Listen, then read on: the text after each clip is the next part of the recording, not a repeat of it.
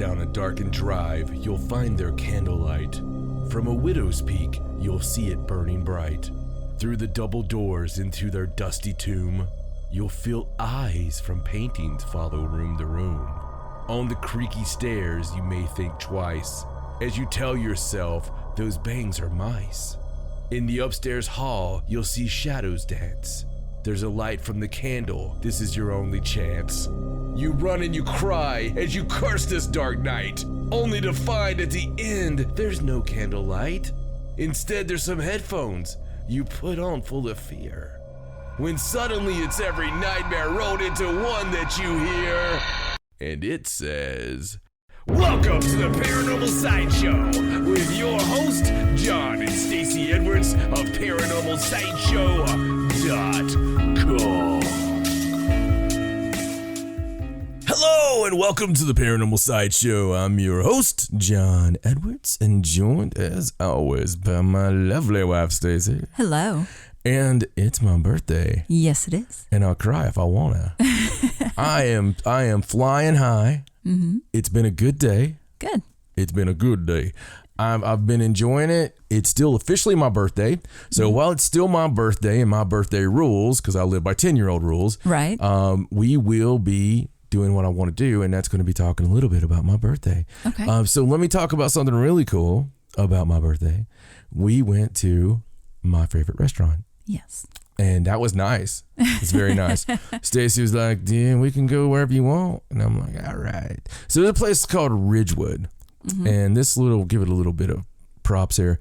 Ridgewood is nestled in between the butthole and the armpit of East Tennessee.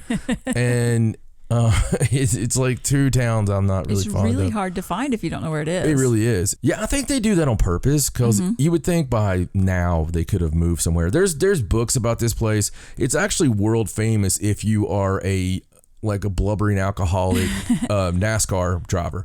Well, they have on their walls articles. Like there was an article in People magazine. There was. This place has been owned like 3 generations. You know how long ago it was? Old. It was probably in the 50s. No. I mean, yeah, it was. I'm talking about the People magazine. That's what I mean. I only know how old it is because of what's on the cover. Oh. Octopussy. Oh. Yeah, you should hate that magazine. You and your octopus fetish, or reverse fetish. Regardless, it is world famous. Yeah, it is. For their barbecue. And the place, when you first walk in, if you didn't know, like if you were just driving through, you're like, oh my God, I'm hungry. And you pulled in because you've seen 300 cars, literally. All double parked. Oh my God. Double parked. It's like everybody, it's honestly like when you get there, you're family with everybody inside. It's one of the things I love about it because you'll park, you'll help each other. I mean, honestly, you'll change grandma's diaper, even if it's not your grandma. You are family with everyone. There's one restroom that everybody shares, and it's one of those things. Don't use it, by the way, because it's a Southern barbecue joint. So some of the world famous things they have there. Their barbecue is. I don't care if you like pork barbecue, that's fine, but I like beef. Mm-hmm. They do everything there. Okay, they do their potatoes for their fries. Their fries are delicious. It's those kind of fries you just crunch into. They're freaking delicious, and they give you way too much of every portion. Oh, so much food. No matter what you eat, they give it. Like your sandwich, it's gotten smaller over the years, I have to admit. When I was a kid, it was wait a second. Maybe you've just gotten bigger. Yeah, that one just kind of worked itself out in my head. Right. But speaking of when I was a kid, so I've lived here my whole entire life. Right. And when I was a kid, a lot of dead people went with me. They weren't dead then. Right, I hope not. But they're all dead now. Right. And well, except for my dad. And he's at least got a couple of years. But we all went, and my memory was the horrifying memory of my grandparents pulling their false teeth out when they were done with the meal. Right. Not in the privacy of their car or anything. Of course Sitting not. at the table with me, them, my 15,000 cousins, also dead. But they would sit there and my cousins just have really bad luck. It was like hit by a car, hit by a sheep, whatever. Electrocuted. Hit by lightning, that kind of stuff. I mean, you know the story. But they would sit and pick the beef or pork. I don't know which one they preferred, sadly. But they would pick it out of their false teeth as I would sit there and try not to watch, but how do you not? Right. And eat it. Okay? Well, I mean, that's how you know the barbecue's really good. No, that's disgusting. When you'll pick it out of your false teeth That and eat it just to get every bite. Is disgusting. I agree. That is disgusting. It was horrible. And it's one of those traumatizing events. But thank God for them, because if it wasn't for that, I might not remember being there. But I also remember when I was a kid, I thought differently. Like I used to watch the flies go over into the beef and stuff. And I was like, oh, that's disgusting. And my dad always had the thing. He said, well, it's protein, you know. Seriously, he'll still say that. Try him out next time we're together. Right. Be like, I think I've seen a fly go in that. Just try it and see if he does not say, well, that's protein. Yeah. The place is delicious. Like I cannot, you know, and everybody, this is one of those things in the South that will start a fight. Mm-hmm. So if you're not from the southern United States, which a large portion of our listeners are not, mm-hmm. you know, because we all over the world, and we respect that and we love you guys. But I'm just trying to tell you a little bit of home cooking here, okay? Mm-hmm. So in the South, if you want to start a fight, you start comparing, well, my barbecue is better than your North Carolina barbecue, mm-hmm. you know, the way it's cooked or anything like that. So honestly, though, I will fight any of you, because Ridgewood Barbecue is the greatest barbecue ever. They have their smokehouse there. You go in there and get a beef barbecue with slaw on the sandwich, and their barbecue sauce that they make themselves, because it's mm-hmm. their secret hidden recipe, mm-hmm. is just freaking delicious. They cook it with the sauce on it, right? And that's one of the big cool things about it, is it's all about the sauce. Their barbecue beans that come in the little barbecue beans are so good. Oh, they're so good. The fries are so good. Everything's so good. But when you're done, you feel like such a tub of crap. I mean, there is nothing that gasses you up or just makes you feel like, if you don't want to have #mommy daddy time for at least 48 hours, go eat yourself a big old thing of Ridgewood. Now, I married a Yankee. Okay. Now, I don't care if most of her life, if she was born, you know, if she was raised mostly, because she was born in Bermuda, you know, Navy brat, and she was raised mostly in Virginia Beach, but she's a Yankee. Her family's Yankees. They're, you know, that's good. We were Yankees too. I love Yankees, you know. But the only problem is what she eats. Okay, so she doesn't eat what I eat, because I am a Southern boy, born and bred, mm-hmm. you know, born in Tennessee, you know. I mean, I am legit Southern boy. And I did pine for the southern sun and the heat and everything when I was away after a while, I have to mm-hmm. admit. Mm-hmm. So I like southern food, man. I like biscuits and gravy. I like, you know, salty stuff. I like barbecue. I like fried chicken. I mean, I'm a southern boy, you know. And when I take her to Ridgewood, world famous barbecue, you know what Stacey eats? So it's my birthday, so I don't want to start no crap with Mama in the middle of Ridgewood. Mm-hmm. So you want to tell the people? I ate the popcorn shrimp. It's delicious. She ate the popcorn shrimp. Now, I do eat barbecue sometimes, and I don't even like barbecue, but I will eat their barbecue sometimes. But I don't usually get it when it's just me and you, because I can only eat half of a sandwich, and normally Raja and I share the mm-hmm. sandwich. So I just got something a little different. I did get the beans, though. Like the beans. You did, yeah. You did. Mm-hmm. You did. Mm-hmm. Popcorn shrimp. In that place. Mm-hmm. So I just want to point a couple things out. Right. You know, they make everything they have right there. Mm-hmm. Okay. There's not a creek anywhere near there. I'm aware. Okay. So and if there was, I doubt there's shrimp in it. Right. So those are coming from quite a ways, and mm-hmm. I doubt that gets ordered very often. If you die tonight, mm-hmm. I think I know where to look first. It's not the first time I've eaten shrimp there. Yeah, it's probably from the same bag. Probably. And it's probably like, there's that girl. Yeah, get the Gordons. Shores the shrimp. It's on there for you. But you know, that's fine. It's just funny to me. It's just funny to me. It's, you know, it's like going to the Chinese place and bringing McDonald's, you know. Mm-hmm. It's just funny. But nonetheless, great day, great fattening thing that we had happen there. I wanted to talk to you guys about Ridgewood. Now you know another trivia question, right? You might be able to get my password somewhere just from knowing that answer. Now I'm going to have to put something else, you know. But something else about my birthday that I always look forward to, and this is one of those silly, we're in a different era now. Mm-hmm. For some reason, I really give a crap about how many people tell me happy birthday on Facebook. You do seem to check that quite a lot. Okay, so for years now, it's one of those things like I will get upset if I don't get as many as I had the year before. I don't rate my popularity on it or anything. Right. But I just enjoy it. I think that's just ingrained in you, from work and stuff. Yeah. You always have to do better than last year. I have to. It's like my comp, right? Right. So this year, right now, because there's going to be late people. There's always a few stragglers. There's people like me that don't really get on Facebook. Yeah, every and they day. go on there and they see all the people that did, and they're like, oh crap, and they try to sneak one in there. Mm-hmm. That's going to happen. But between the messages, the pure messages, and with the cool people, between the post on the wall, between the ones on the Sideshow page, because I made a mistake of saying my birthday on Sideshow. Right. So I like a lot of the Sideshow offs were happy birthday in there. And I don't want to be impolite and say, no, go over to the page because I want to see the number. So altogether, we're somewhere in the neighborhood of 300. Wow, that is more than last year. Yeah, it's more than we beat the 270. There you go. From last year, and that's again around it. But it's interesting because you get to live another year. Yeah, another year. So you get the 300. Like some of that's wrestling, some of that is paranormal. Some of that is God knows what some of those people are. But it's still cool. So it's very stupid, and it's just something I like to keep. It's something I like to keep up with.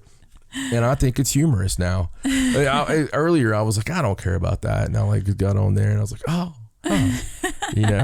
But hey, it's we all got to care. We got to care about something, right? That's right. So something else crazy that's happened.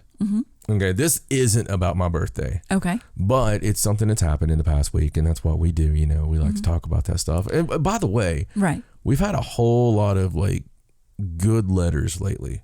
I've been getting a lot of good feedback on the show. People like the longer ones. Right. And there's been something, and I've had different people tell me different things. They're like, hey man, we really like this episode, And then I had one of our listeners actually point out that since the weird event that we made the YouTube video of. Right, with the light. Yeah, that we've been really on a roll and killing it. So maybe that was like the good show fairy. Maybe. That you never know. Maybe the government zapped us with the. They're like, if we're gonna have to listen to these assholes, let's make them more interesting. Let's make them more interesting. I don't know what happened. I don't know. But thank you, government. Yes. If that was what it was, we had the guy outside the other day. Yep. In the white van. Just sitting there. Yeah, just sitting there with a little laptop on his. When I saw him, he had the laptop, and so I came and got Stacey, and I was like, hey. The guy's out there again, and she goes out there and looks. He's only out there for a few minutes because then we'll start saying stuff to try to get him to freak out, just to see. But yeah, totally fake worker sitting out there. And it has to be the UFO stuff that we talk about. I don't know. I mean, I don't know, but it seems like every time it's every house we go to. Yeah, and it's right after podcast. Right after a podcast. Yeah, they're always. He'll be there in the morning. Probably. Yeah, and not working. Yeah, no, just sitting there in his truck on a computer, and it's just right below our house, and it's just nuts. But he looks at our window. Oh yeah. Yeah, it's not like he's just randomly sitting in that spot. Like he looks. Yeah. And there's no reason to look over here unless you're looking. In fact, it's probably uncomfortable for his neck. Probably. It's one of those things where is this going to be comfortable for you to just look that way on him? No, it's not. No. It's not. It's kind of up and to the left. It's not exactly the way you just do. But something cool that happened, and we can let him know right now. This past weekend, I officiated my first ever wedding. Yes, you did. You did a good job. Thank you. I don't know to really take that as a compliment from everyone or be a little bit miffed that everyone seems so surprised. It's not really surprise. It's just affirmation that you did well. Yeah. Well, I mean, people really went nuts about it. Like everybody's like, wow, man. Like maybe they were expecting you to do badly or be funny or something. So one of my best friends, he from wrestling, but he's one of my best friends in life. He asked me as an honor to officiate his marriage. and, be the preacher man. So I instantly accepted because I figured in my head, because of conspiracy theories, I figured, well, he has to make his brother the best man. Mm-hmm. And he's only got so many groomsmen. Right. And so he had to have a spot for me. And he knew that I would be really mad if I was just a groomsman. Mm-hmm. I'm just thinking this out. Right. So he's like, what can he be? Mm-hmm. There's only so many spots of honor. Right. I'm not a guy that you call to be the extra guy. Right. I just don't work that way. If you ask me to be a groomsman in your wedding, mm-hmm. this is going to sound really terrible to everybody, but I'm probably going to come down with the flu. I'm more special than that. So I'll be at your wedding. I guess it really depends who it is. But, no. Any of the listeners. Any of them. I'll do your wedding. But I better be your best man, or I have to officiate your wedding. Since I've went through all the trouble of getting everything I need to do that. Right. The funny thing about all this is, he didn't smarten anybody up, my friend, that I'm not an actual preacher. So we get to the wedding and there's a wedding planner. And so they've rented this building and they're doing they're doing all the wedding planning and rehearsal on the same day. And you know what? Everything was really cute. And what the guys were wearing, like I had a wooden bow tie, and even though I had it was really adorable. Yeah, even though I had my preacher suit, it looked really good. And I think everybody should have seen a picture of Stacey and me on the internet. And it was, we were both killing it. So it was just a really good night. But it was funny because I get there and these people were just... Oh my God, these people that don't know John from Paranormal, and they don't know John Hawkins, and they don't know, there was actually some of those people there, and they really were like talking to me. The wedding planner lady was we were going through the rehearsal, and you were downstairs at the time. This is what's so funny. So I don't like rehearsals. Right. Okay. I don't like practice. I'm a doer. Right. And I like a one take. I'm David Lee Roth. That's why we don't script the show. Right. Just because it bores me. It's just the way my mind works. It would be terrible if we scripted it. It'd be monotonous and awful. I can't take it. I'd be in a bad mood. It's just that kind of way.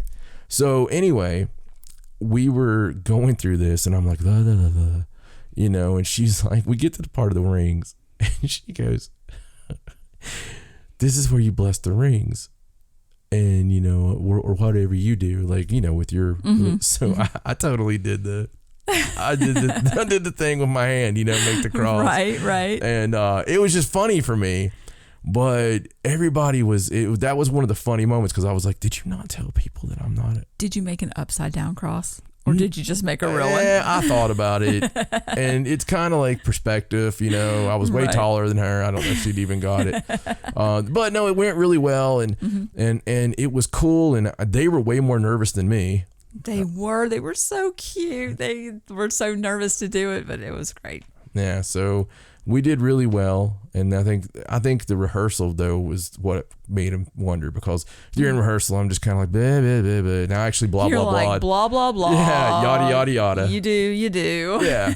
And what I was doing, I was trying to figure out what they were having trouble repeating, and I was taking out the parts that they were. It's just doing what I do. Right. And trying to make it efficient.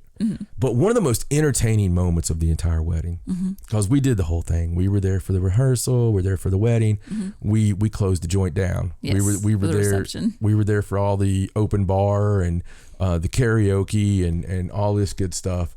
One thing about the karaoke, I had something happen with my throat a couple of months ago. I couldn't even give my Ric Flair woo for a while, and it sucked. So. Honestly, I've been trying to woo ever since then. And only in the past week or so have I been able to woo. And this is how I know my stuff's coming back in my throat. So that sucked for me because I'm just one of those people that likes to sing in the car and do this and do that. So I've had no high notes for a while.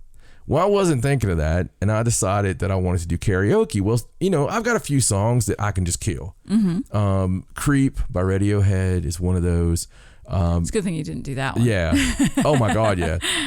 Black by Pearl Jam. There's certain songs that I can just go. The Stone Temple Pilot, actually Creep again, but Stone Temple Pilots, I can just Kill That and a few like that, any Danzig song. But I decided to do one that I love to do, and it's the Eagles, Desperado. Mm-hmm. And I thought, well, this would be fun. Oh my God. I'm a good singer. You're a great singer. And I get up there and it's just not cooperating with me. And there's like a couple of cracks, and there's a couple of, I pulled it back, I think, on the second verse. Yeah. And you were still like 100% better than. Well, I tried to perform it. Like, you know, I tried to get into the performance there at the end. I gave some pretty big notes and some pretty big fire. You did really well. And, you know, I thank you, sweetie. But I enjoyed that. But the funny thing with the wedding, and this is the last part about the wedding I have to talk about, because this is kind of paranormal. There was this girl, and this girl was so drunk. Like during rehearsal. Yeah. We're getting ready. The men are getting ready, and she kind of comes in there, and she's like, I'm so drunk. I am just so drunk. And I'm like, do I know you? She's like, I'm at all your shows. I'm at all of them. I'm like, no, you're not. I've never seen you before. I'm in the crowd and I'm drunk. Are you drunk at the shows? Oh yeah. I'm drunk at the shows, baby. You need to come find me, because I'm drunk. Anything can happen. I was like, is that right? And my friend Rob, who's just, we call him Rob Daddy. Okay. He truly believes he's a middle-aged pimp. Okay. Mm-hmm. And he is. Mm-hmm. Okay. He just is. Never a hair out of place. You know, he's single. He saves all his money. He goes on cool trips. I mean, he is the white trash John Travolta or whatever. I mean, he is just that guy. And you could see him over there, because this is a young girl. This girl's probably in her early 20s, you know, but she's attractive. Yeah. I thought. Yeah. You know, she's just a slut. Yeah. But she, you know, I could see him over there like, oh yeah. We're in there. Yeah. So as it goes on, she gets on every guy in this place. Mm-hmm. I mean, just every guy. And it's comical. We are loving it. I mean, she gets on some guys that it's just funny. Mm-hmm. It's just funny. So pretty much all my friends get the nasty on them at different points. Stacey leaves me alone, and she comes over to me and gets on my freaking knee. I did have to go to the bathroom. But yeah, it was one of those things like a movie. It was like a movie, but out on the dance floor, it's a pretty respectable gig, okay? Mm-hmm. We're out there slow dancing. Yeah, kids running around. Kids running around. Me and Stacey having a great moment. You know, we're doing the prom dance, you know, which we're so good at. And we're actually looking at each other's eyes, and our heads were leaning against each other, cheek to cheek. It's really sweet. Mm-hmm. And we were kissing every so often, you know, and it was just one of those moments. And we kind of turn, and that's when we see this girl. She is literally, during a slow song, okay, like an Air Supply song, she is literally going all the way down to the floor with her butt in her little dress and like shaking her butt, like grinding her butt all the way from his ankles all the way up to his Johnson. Okay. I just wanted to note that John is like actually making the motion right now with his body. It's very good. Well, I've never seen something so appalling. It was really inappropriate and out of place. It was the most inappropriate. No, I've been in clubs. You don't understand, okay? Stacey and I have been in the grind clubs. Mm-hmm. We've been in the clubs where it's so tight, you got your hands up in the air and everybody's kind of having sex. That's what's supposed to happen in that club, okay? Right. There's places this happens. During the shows that I used to do with my band, it was, you know, hardcore. So it was supposed to be a pit, okay? There wasn't people out there doing pirouettes. Right. That's how different this was. This is like somebody would have been doing a pirouette at one of my hardcore shows. Right. Okay. It just blew my mind. but it made everybody else close. Like there was people that we didn't know at the next table. Right, just kind of looking at you knowingly. Oh, yeah. Like, all of a sudden you become, once again, your family at that point, right? My favorite part was the little kids like standing there watching her, like with their heads cocked sideways, like, what is happening over there? Yeah, there's kids that are ruined for life now. I mean, there are kids that are just absolutely ruined. How do you get past that? I don't know. Maybe they'll forget. I don't know. I mean, it's going to be one of those things. They're going to be on a couch someday. And they're just going to be like, oh my God. Well, it was fun anyway. Yeah, it was a good time. It was fun time. It was a good time. So back to my birthday. Yes, I'm sorry. We got off track. Yeah, okay. yeah. Well, it's all right. Back to my birthday. This is very important. Okay. Okay, so one of the things that's always made me mad about my birthday is that even though it's really cool, as we discussed before, with being, 6 months out from Christmas and all that, there was nobody cool ever born on my birthday. Right. Like, that's always made me kind of mad. Like, I don't have any Michael Jordans on my birthday. Like, George Michael of Wham is the first thing that always pops up for your birthday. For my birthday. Are you guys the same age? No. I don't know. I don't know how old he is. He's dead. He's dead old.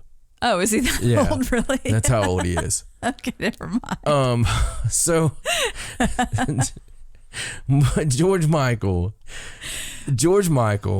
who was a grown ass adult when I was a child. Well, I guess that's true. I didn't think about that.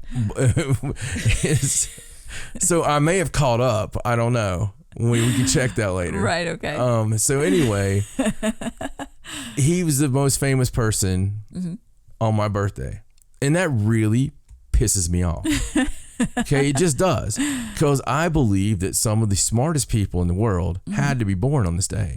Well, is it still that way? Have you checked recently? I checked an hour ago. Still not. So I had to find something else because I know this day's special. Right. This day's a special day. This is also the last day in like the whole solstice cycle thing, and it's a big time of year for us people, and it's a good time, right? Oh my God, that movie coming out. The Midsummer movie. Oh, July 3rd. Can't wait to see July that. 3rd. Listen, we loved Hereditary. So the guy who made Hereditary made this. And Jordan Peele's like giving it the thumbs up, and all this stuff. It looks like it's going to be possibly one of the best horror movies of the year. I can't wait to see it. I mean, it looks cool. But back to the story. Right. So I had to find something cool. It's my birthday. I have to defend the honor of my birthday. Well, I mean, you could honestly say that, you were born on this day and it's your special day. Well, yeah. That makes it cool. Right. Obviously. But I wanted something else cool, to define it. So what I did was things that happened on this day. Oh, okay. Because there's things that happen on this day, like I was born. Right. Someday that's going to be like a holy deal. Right. People are going to put in your birthday and you're going to pop up. Yeah, absolutely. So, and they're going to be like, oh my God, can we hold the child in for another day? That can't be a good thing, stuff like that. So anyway, I looked for stuff that had happened. Well, I thought I'd get like 2 or 3 things. Right. Something cool, right? And oh my God. So I started going through it, just doing a little research. And I'm like, it's not that there was cool things happen. There's been a lot of really weird things happen. Okay? A lot of really weird things. So I'm going to go through some of the events that have happened. Historically. On June 25th? June 25th on John's birthday. Okay. All right. Historically. Now, I wanted to find something that had the BC stuff in it. Right. But they didn't. I don't think they were keeping records not back really then. good ones anyway. Yeah. So in 253 AD. So that's pretty good. That's pretty good. Yeah. You leave it to the Catholics to write it down. And to have a calendar. Exactly. So St. Lucius, the first, began, his reign as Catholic Pope. The only reason I'm saying that is there's been like 3 Catholic popes start their reign on my birthday. Oh, wow. Isn't that weird? That's a little weird. I thought that was weird. Because pretty much that's not like a day for that. Like the Pope just starts when the Pope before him, croaks or whatever. Yeah, and then they all figure it out and like blow smoke out the hole and all that stuff. Yeah. It's very holy. So holy.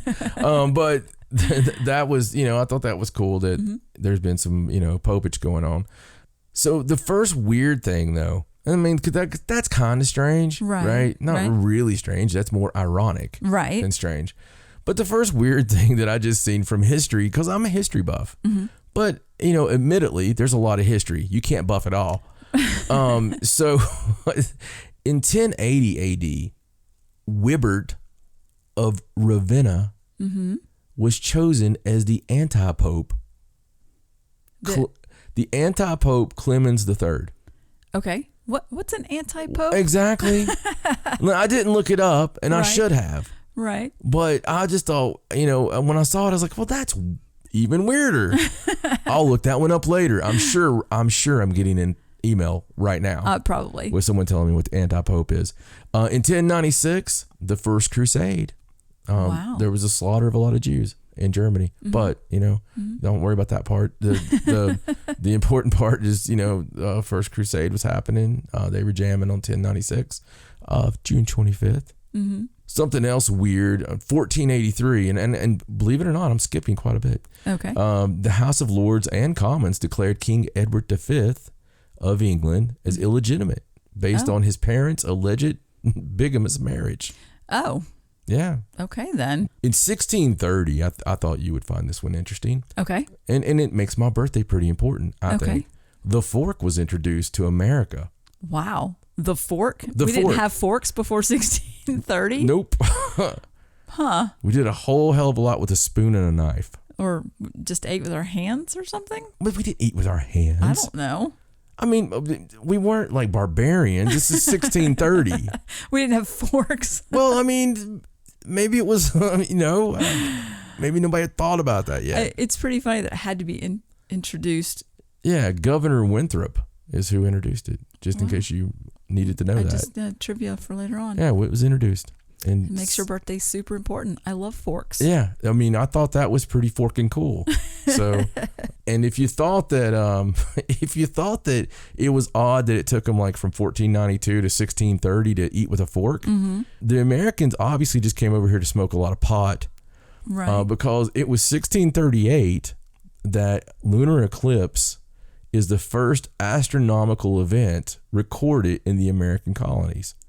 Huh. Now, I'm sorry.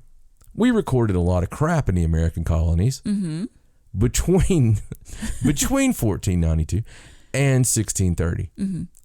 And I can't believe that the first astronomical event of all was that lunar eclipse. Maybe they were just preoccupied with, surviving and such. Yeah, but other cultures based everything they had. They spent like 4 generations to carve a hole out of a rock to line up on a certain day. Right. And here we are. Going, oh, look at that. We should probably write that down. Yeah. Are we done killing them Indians? That's a little strange. Let's look at the sky now. Make a note. Yeah. I don't know. Sometimes I just want to move. In 1672, the first recorded monthly Quaker meeting in the United States was held. And that wasn't the part that caught my fancy. Okay. It was held in Sandwich, Massachusetts. Oh. Yeah. A Quaker meeting. In Sandwich, Massachusetts. Wow. You have such an exciting birthday. I'm telling you. Birthday day. And something that resembles today a little bit. In 1798, the United States, I just like the name of this. The United States passes the Alien Act. Okay. Allowing presidents to deport dangerous aliens. Wow. That's literally how it's written. I'm not changing that at all. No, I understand. Yeah, not being funny. I'm going to read it again. Okay. In 1798, the United States passed the Alien Act, allowing presidents to deport dangerous aliens. Wow. I love that it's called the Alien Act. We could really screw some grays over. Just pull that 1798 thing out and just tell them. In 1867, this makes my birthday very important, in my opinion. Okay. The first barbed wire patent was put out. Oh, barbed wire. Yes, that has come in quite in my life. In your life. Yeah. With wrestling. Yeah, barbed wire bats and barbed wire boards. I've had quite a bit of barbed wire in me. And honestly, because of that, I actually found out it was called barbed wire. before I had it stuck in my back and my neck, I thought it was called barbed wire. You did not. Yeah, my entire life. I did because all the hicks that I grew up with. It was like, hey, yo, watch out, little John, for that barbed wire. Oh. Seriously, I always thought some guy named Bob. That must be where Ariana gets that. She always does that. She always tells me all the time of stuff when she was little, what she thought was being said and what it really is. And she finds it hilarious when she gets that revelation. Like when we used to live on Dalton Street. Yeah. For a long time, she thought we lived on Dolphin Street. Yeah. Well, no, I get it totally. I mean, and that really happened to me. And it was exactly for that reason. And in my little head, because I used to try to like put stuff together, I thought a guy named Bob obviously invented barbed wire. Instead, it was his wife, Barb. Barb, yeah. So, you know, and it was barbed, not just barb. No, I know, it's barbed wire. Barbed wire. So, yeah, barbed wire.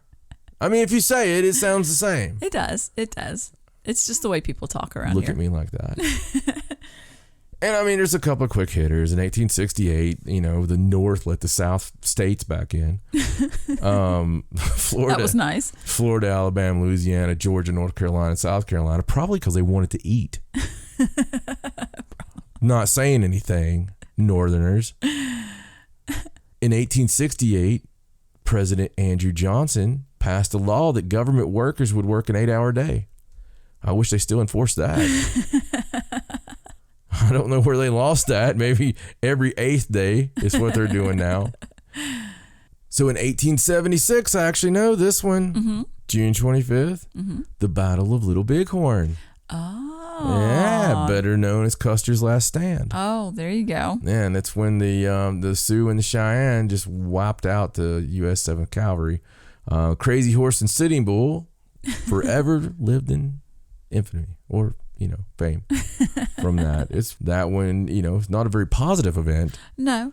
But a lot of the things that I found were not. I was going to say, there haven't been a lot of super positive. No, there really hasn't. There's been some weird stuff, and there's been a lot of invasions start on this day, and there's been a lot of crazy things happen on this day, and I'll continue here with something else really strange. Joe Louis, the famous boxer. Okay. He had 3 different fights in 3 different years on June 25th. I don't know if anybody else put that together. Like, as I was going through, it was like 1935, Joe Louis defeats Primo Carrera at Yankee Stadium, you know, and then a couple of years later, you're looking on Joe Louis beat blah, blah, blah. It's just really, I thought maybe he felt like that was a lucky day for him. Yeah, maybe him and the popes, you know. Just and the anti-pope. Right, exactly. Just kind of strange stuff. In 1941, FDR, the president, he did the executive order forbidding discrimination. Oh, okay. That's positive. That's very positive. Yeah, there you go. Yeah, I was thinking. You have a win. I thought at least one cool thing.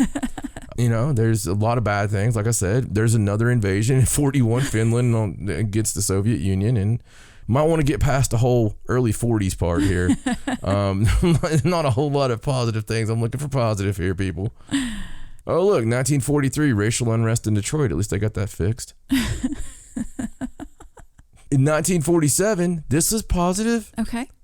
The first version of Anne Frank's diary came out. Okay. It's published in the Netherlands. It's kind of positive. Well, I mean, it's not exactly the best subject matter. Right. But, you know, it did inspire, you know. Yes, it was a very good book. Yeah. And that, look, as I was telling you, look at 1947 and 1948 there. Oh, yeah. Joe Louis. Yeah. This is way after the one I was telling you about earlier. Isn't that crazy? That is crazy.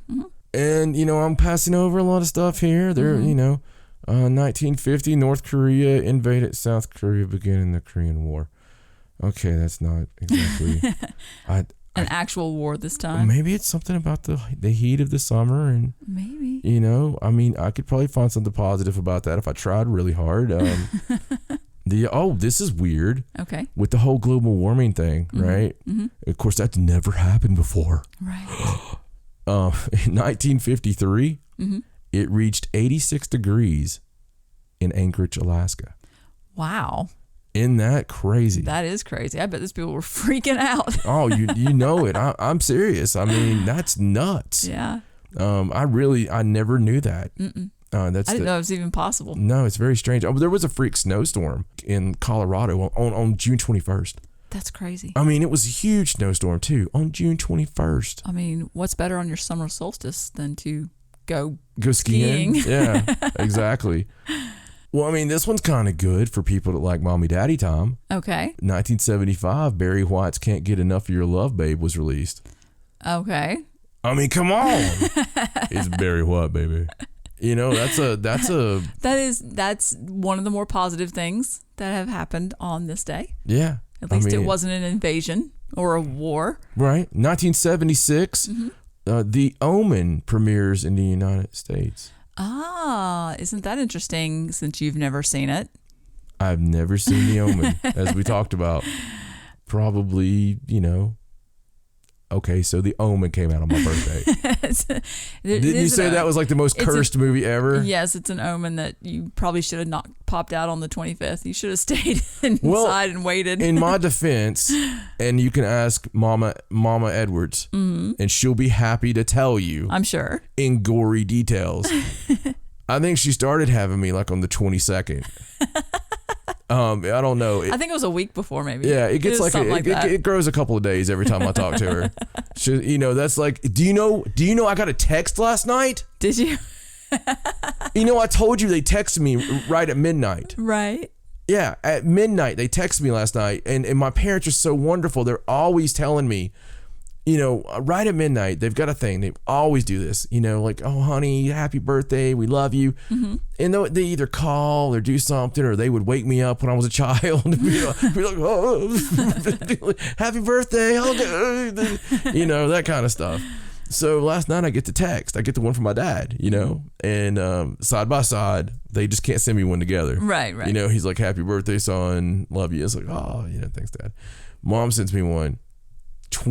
She's like, all these years ago, she's like, right now I was in labor.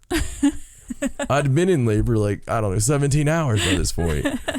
And, you were sideways. You each remember the day in your own way. It was a different experience for each of you. Hey, I had those Fawcett marks for like 20 some years. It was like the big Fawcett marks. It was crazy. Okay, let's see. More positivity. In 1977, a Roy C. Sullivan of Virginia. Oh, Virginia. Yeah, is struck by lightning for the 7th time.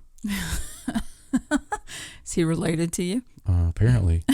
It is Virginia. It is Virginia. And 7 times. Yeah. How unlucky is that guy? I mean, does he like wear like a lightning rod on his head or something? I mean, do you think there's some kind of sign that is? I think after the first few times, you just got to think God's trying to kill you. I would never go outside of the cloud. I know. 7 times? That's insane. That is insane. I wonder if that was the final time. Like if he It doesn't say that he died. I think that would be a footnote. Probably. That's just crazy though. How weird is that? That is weird. I feel like that warrants more research. Yeah, it absolutely does. Like, holy cow, I thought my family was unlucky. 1982, porn star John Holmes was acquitted on murder charges. Hey, he was acquitted? Yeah. What did he do? Split somebody in half? Have you ever seen a John Holmes movie? I have not. Have you not? I have no, and I'm not going to watch one either. Oh my God. Okay, you've seen Jake the Snake. Yeah. Yeah. So Jake the Snake, if he was just like sitting there and he had Damien, his long boa constrictor, you wouldn't know the difference. It's the weirdest, craziest thing. Terrifying. It is. It's the weirdest, craziest, terrifying. And for the small kids, I'm talking about Jake the Snake here. Mm-hmm. It's the most horrifying thing I've ever seen. and I had one, like I've only had one experience with Jake the Snake there, and it was, it was horrifying for me. I was like, I remember watching it, and we'll just say that female wrestler. I was like, she's not enjoying this. Like, I know enjoyment, and she is clearly not enjoying this. It was very disturbing. But anyway. We'll digress from that. And just one I thought was cool, 1982 Blade Runner was released. You know, that's kind of cool. Purple Rain, the album, came out in 1984. Oh, okay. One of my favorite albums of all time. Just a fantastic album. At least we're getting away from the, fighting and such. Yeah. I mean, you know, one of our favorite musicals closed. Chess closed from the Imperial Theater after 68 performances in 1988. Chess was really great. It was good. Of course, we saw it at Community Theater, but it was our Broadway. And there's a lot of other little crappy things here and there, whatever. But the one that really got me, okay, other than all the negative stuff that happened, and yeah, that's the rib here. There was nothing really incredible. It was all just weird, strange, ironic things. There was one thing that happened that interested me. Okay. And I tried looking it up, and I can't find anything on it. Okay. And it's really bothering me. Okay. So I wanted to use my phone a friend here with the audience and just bring it up. In 1606, St. Jan's Day was banned. Okay.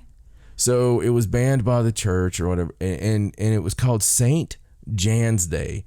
Jansday, one word, St. Jan's Day. And it was banned. But none of the writings that I found, nowhere where I looked it up, will you get anything more than it was banned. Right. Because it was banned. Yeah. Obviously. Well, yeah, but you don't get what it was or what they did. And there's articles out there where people are speculating. Right. And they're like, well, this was a day where you just drink all the wine you wanted to, or, fornicate day, or, I mean, it had to be something. If the church banned it, it had to be something very pagan or something. Right. It was St. Jan, though. It's a saint day. You wouldn't think it'd be too bad.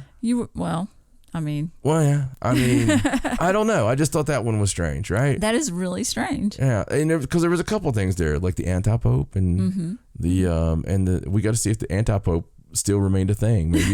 Maybe somewhere in Uruguay right now there's the anti-pope. He wears all black. Yeah, that would be kind of cool looking, actually. Maybe he's still a holy man. He's just not exactly wearing popey stuff. Well, I think that even all those historical things that happened on your birthday, then you were born and you have redeemed the day. Well, there was like two other things, and there was one thing that I thought was very fitting. Okay. For my birthday. The one thing, though, that wasn't in any of the history books, Chris Benoit killed his family today. On June 25th? Yeah. Oh. Yeah. Well, he might have done it on the 24th. They found him on the 25th. Right. It was a Monday. And it was like 2000. I remember that day. I remember. And it was horrible. There's still a lot of mysteries around that too. There is. Like there's people that still to this day don't think that he did it. Right. That think that somebody was. He's just being framed. Yeah, he's being framed in it and all this stuff. I don't know. We'll never know. Never know. But the strangest thing, and I thought you would think this is the coolest thing. Okay. Because of who I am, and George Orwell was born. Oh, on June 25th? Yeah, 1903. Well, see, there you go. It's not George Michael. Yeah. It's George Orwell. Yeah. And I wanted to save that for last because that was the one thing for me that was like, okay, I'm redeemed. Because for any of you who don't know, George Orwell wrote 1984, and it was very foretelling of the age we're in right now. Because you'll hear people talk about it's very Orwellian, and that's because of everything that's happening, the way they monitor us and watch us and not being able to speak a certain way and everything that's going on, In fact, there was another one of those Project Veritas videos that came out today, and it was on Google this time. And it even included YouTube, and they had another whistleblower like they had before with the Pinterest. Right. And this time, this is crazy. It was probably an hour, and they deleted it. Wow. Or they banned it. But they said because a girl's face was in it, but they've always had the faces in them and stuff. Right. But she was just straight up saying, a lot of things that they were not going to let happen and all this stuff. And I apologize. This was yesterday, I think, but it was banned, still yet right after it came up. And then they actually banned him on Reddit, I think, too. Project Veritas, which I just think is crazy that we're living in this time. Again, no matter what side you're on with this, you have to realize again that is wrong. That's not who we are as a people. If we don't agree with each other, that's okay. We still have to protect our freedoms. I mean, don't you agree? I do agree. It's just one of those crazy things. And, crazy things have been really all over the place for the past week, because the craziest thing that you and I probably listened to or watched was the Joe Rogan podcast once again. Yes. And we have to put it over when it's something crazy. Joe had Bob Lazar and his guy who did his documentary, Jeremy Corbell. And he had them on there to talk about Bob's story. Yes, which is unusual because Bob Lazar does not do interviews as a general rule. I mean, not that many. He's done them over the years, but just having him on there, because he doesn't like to talk about it. He doesn't like to. You can just tell this guy doesn't want anything to do with any of this. He doesn't even really get into UFOs, right. But his story over the years, a lot of people early on thought that he was just full of crap. They just absolutely dismissed the story. The first time I heard his story, I thought he was full of crap. I just thought, because there's no way to prove it. I worked here. It was called this, and we did this, and there was no way to prove any of that crap. All we knew back then was Bob said that he was, a physicist that worked at Los Alamos National Laboratory, New Mexico. He worked there for a few years, and then he was recruited, basically. He worked on reverse engineering of the ET technology at a site he called S4. They called S4. Right. And it was near Area 51, Groom Lake, all that stuff, right? So he's come under a lot of fire over the years. But the documentary with Jeremy Corbell, has really brought it back around. And the way I could tell, even Cody, was all over it and stuff. And I'm like, oh yeah. So it's hitting around, The thing about it is there has been so much over the years that he said that has either become declassified or we know about it now. Even certain technologies, okay, that are, even in the last couple of years, have proven his story. Right. So it's proven A, B, and C. So you would assume that D is correct, and even with the element and, and after some of this stuff happened, they raided his place. And the documentary right now is on Netflix. Okay. So I suggest you watch that and go to YouTube, because Joe Rogan always has these put up, and because I really want you guys to see this.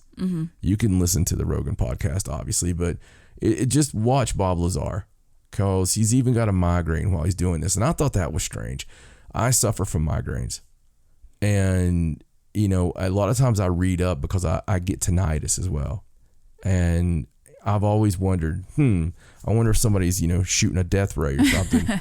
He was really interesting to listen to, especially describing what he did with his portion of, because, he didn't know everything that was going on. Nobody knew everything that was going on. Because they're so departmentalized. He was just, that one department, but he described everything he saw, and it was really interesting to hear it, straight from him. It is. His experience with it. From a person that's so much like you, because he's very much a minimalist. And even Jeremy was saying, with Bob, we can't get him to say, and it reminded me of you.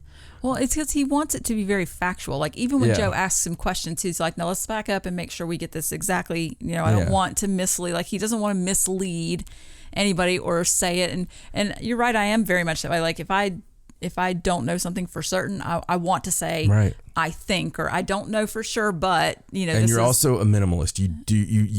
You don't put yourself over. So as like Bob Lazar, like you could discover a new mineral or something, and you'd be like, yeah. I mean, it's just how you are, right? And you've done that, and that's fine. That's who you are. But that way, I know you're being straight up about stuff too. So we got a lot of that, and some of the revelations, some of the cool things, and that's the real reason I'm bringing this up. Okay, so in the midst of all this, he talks about how there was 9 different crafts that were there, and every now and then, like, all the doors would be open and you could see all the way down through there, but he didn't get to get near those other crafts. He was working on a traditional saucer, that you hear about or see, but he said what was one of the cool things, all 9 were different. Like we have different makes and models, like we have, it's like they have cigar shape and all this stuff. He didn't go into all the shapes, but anyway. And then the other crazy part, Joe asked him, he's like, where did they get these? So I'm expecting the answer of, recovered crash, treaty even. I don't know. Right. We found it on the street. I don't know. Yeah, ocean, something like that. Ocean, yeah.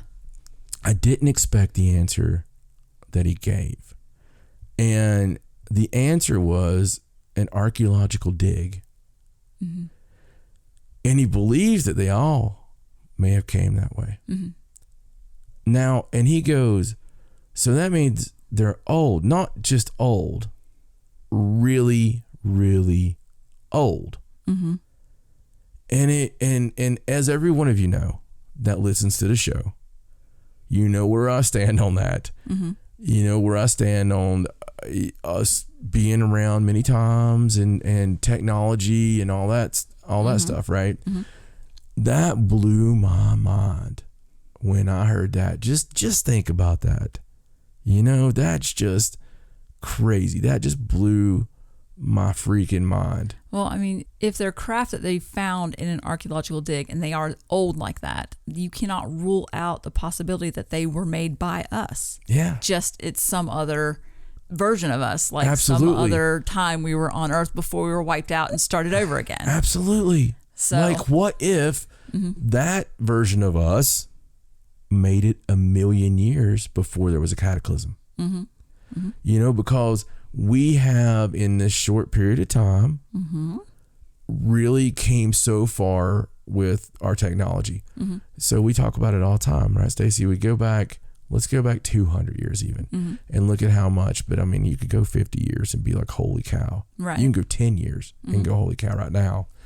So you can imagine the rate we're going now. We're going at such a fast rate. In 50 years, I don't know where we're going to be, because it's almost unfathomable where we're going to be because we're going so fast. Right. I have to get a new phone every year because the technology goes so fast. And the better the technology will make more technology. Right. And so, we're definitely going into a transhumanism state. We're going to be one with the machine soon. Yeah, I mean, I feel like that's going to be inevitable. But that conversation with Bob Lazar made me think of something else as well with the archaeological dig. It reminded me about how we were talking about the story about Egypt, where they were going to dig under that temple in secret. Right. Before they let the public know. Oh, yeah. And if Egypt does that, if that's a thing that they do a lot, it could be because one time they were doing an archaeological dig and they found a flying saucer. Yeah. So now they're just very careful about it. Because how do you explain that? Right. And, there is that connection between the flying saucers and Egypt and hieroglyphics. Yeah. We've always said that. Right. So it makes a lot of sense. And we said that the pyramid was, they built around them because it was already there. And, one thing that they went over on there, and I don't know if they connected it exactly like this, but it got me thinking as well. So they were showing how some like orangutans have been watching people, and now they're picking up weapons and tools, and they're fishing with spears. Right. And they're like making stone tools. They're making stone tools. Okay.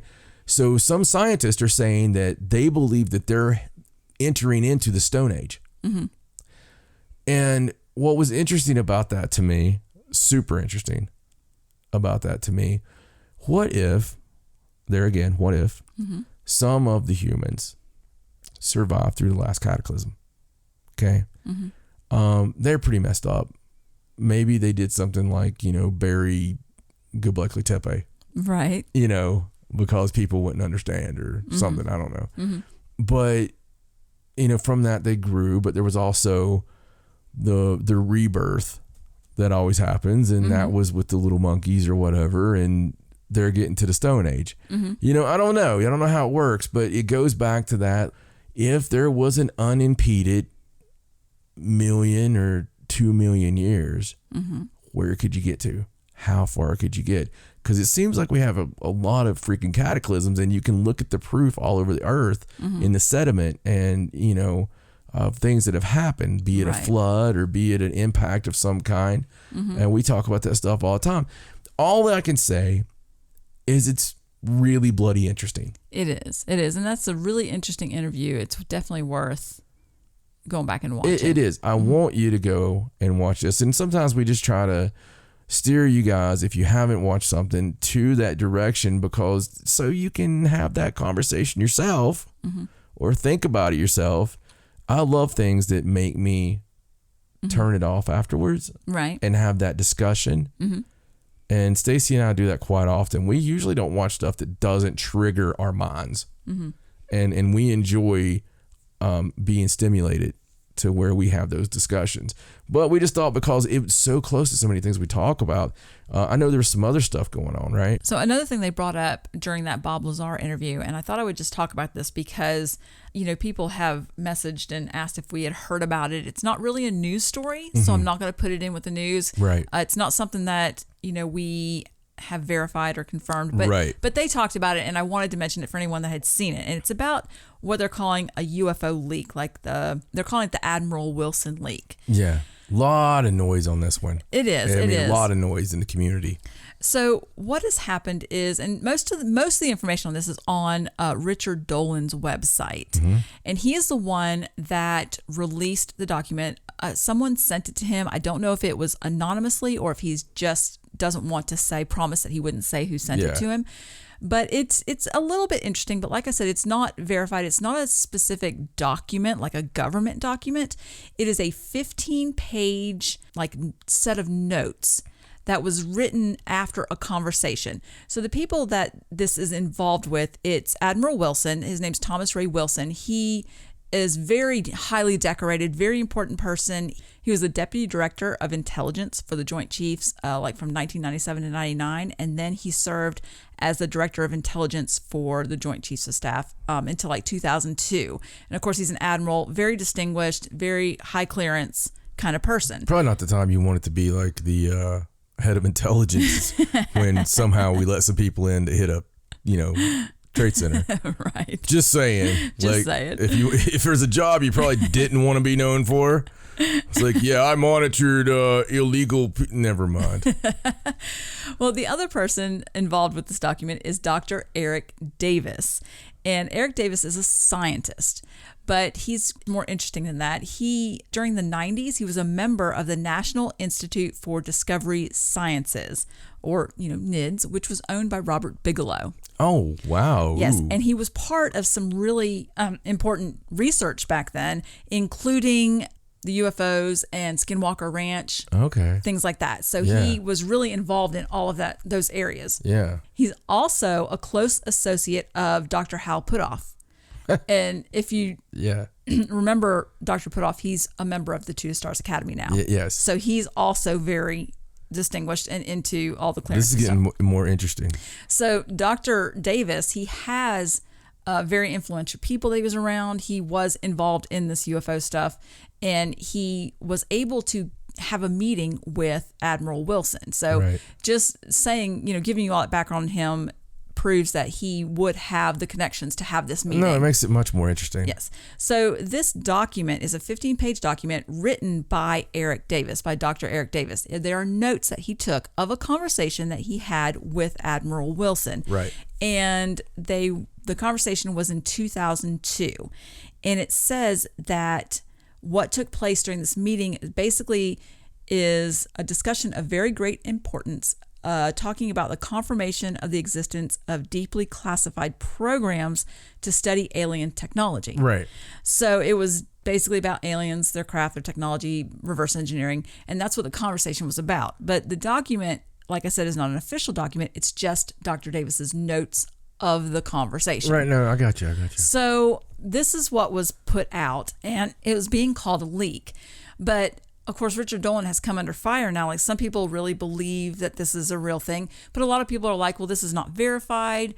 It could be anybody could just wrote this because it's just notes, you know, and so he's come under fire. So well, that's what dude on Rogan though was saying. He knows for sure that it's real.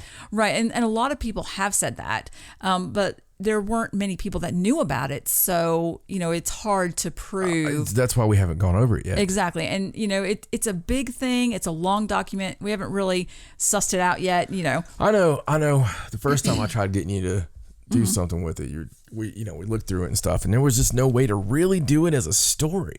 Right. Well, since then, the UFO author Grant Cameron, and he's a UFO researcher and author, he has agreed to release some more documents that are from Edgar Mitchell's files. Okay. So Edgar Mitchell, if you don't know, is an Apollo 14 astronaut. Yeah. And supposedly Grant Cameron had some things that, and he agreed to release it because he feels like he's friends with Richard Dolan, and he felt like he was being unfairly persecuted for this. And so he's like, he agreed to release a couple things that maybe might shed some more light on that. And of course, Edgar Mitchell, I mean, other than just being the astronaut there, I mean, he was one of the top ufologists at the end, while he was still alive, and just really, really wanted disclosure. He was one of the ones that really pushed for disclosure. So he released two different documents.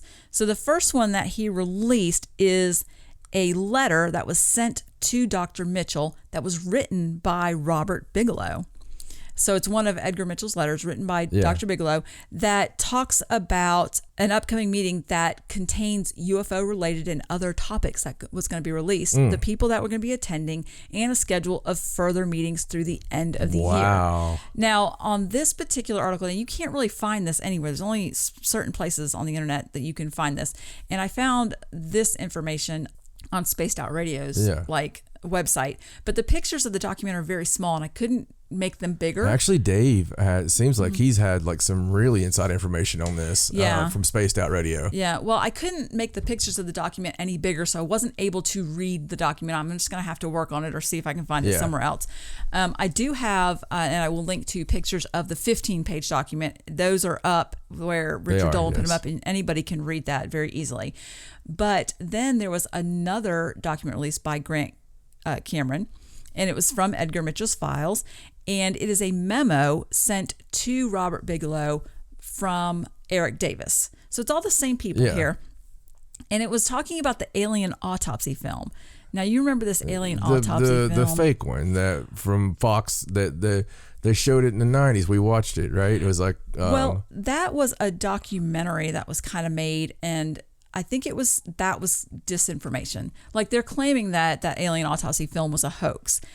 But this particular memo, it contains names, activities, and places where the alien autopsy was performed and where the alien or aliens' bodies are suspected to be stored.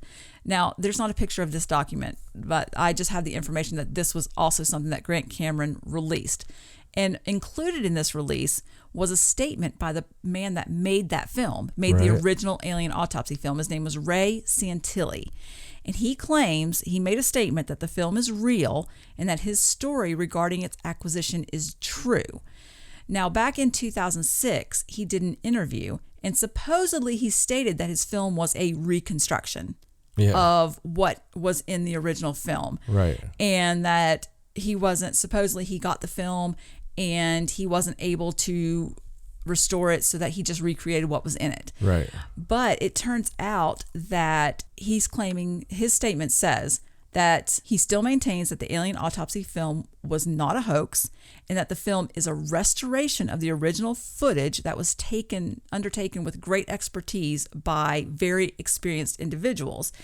And that the UFO researcher that handed over the statement from Santilli said that they were threatened and made to change their story to it being a recreation. Like they had to say, oh, that was just a recreation, right, because they were threatened and said, you can't say that that's real. You have to say that it's a hoax. Right. So he's made this statement saying, that he just adamantly defends that it is absolutely a real film. Right. And he doesn't want to say that it's a hoax That's anymore. nuts. Yeah. Now, see, I didn't have a picture of that particular document, but that's all the stuff that's sort of happening right now with these leaks. And like I said, you're not going to see it on mainstream news. You can find it on the internet, but just in very small places. The whole alien autopsy thing. Mm-hmm. I mean, that's crazy that he's saying that. Mm-hmm.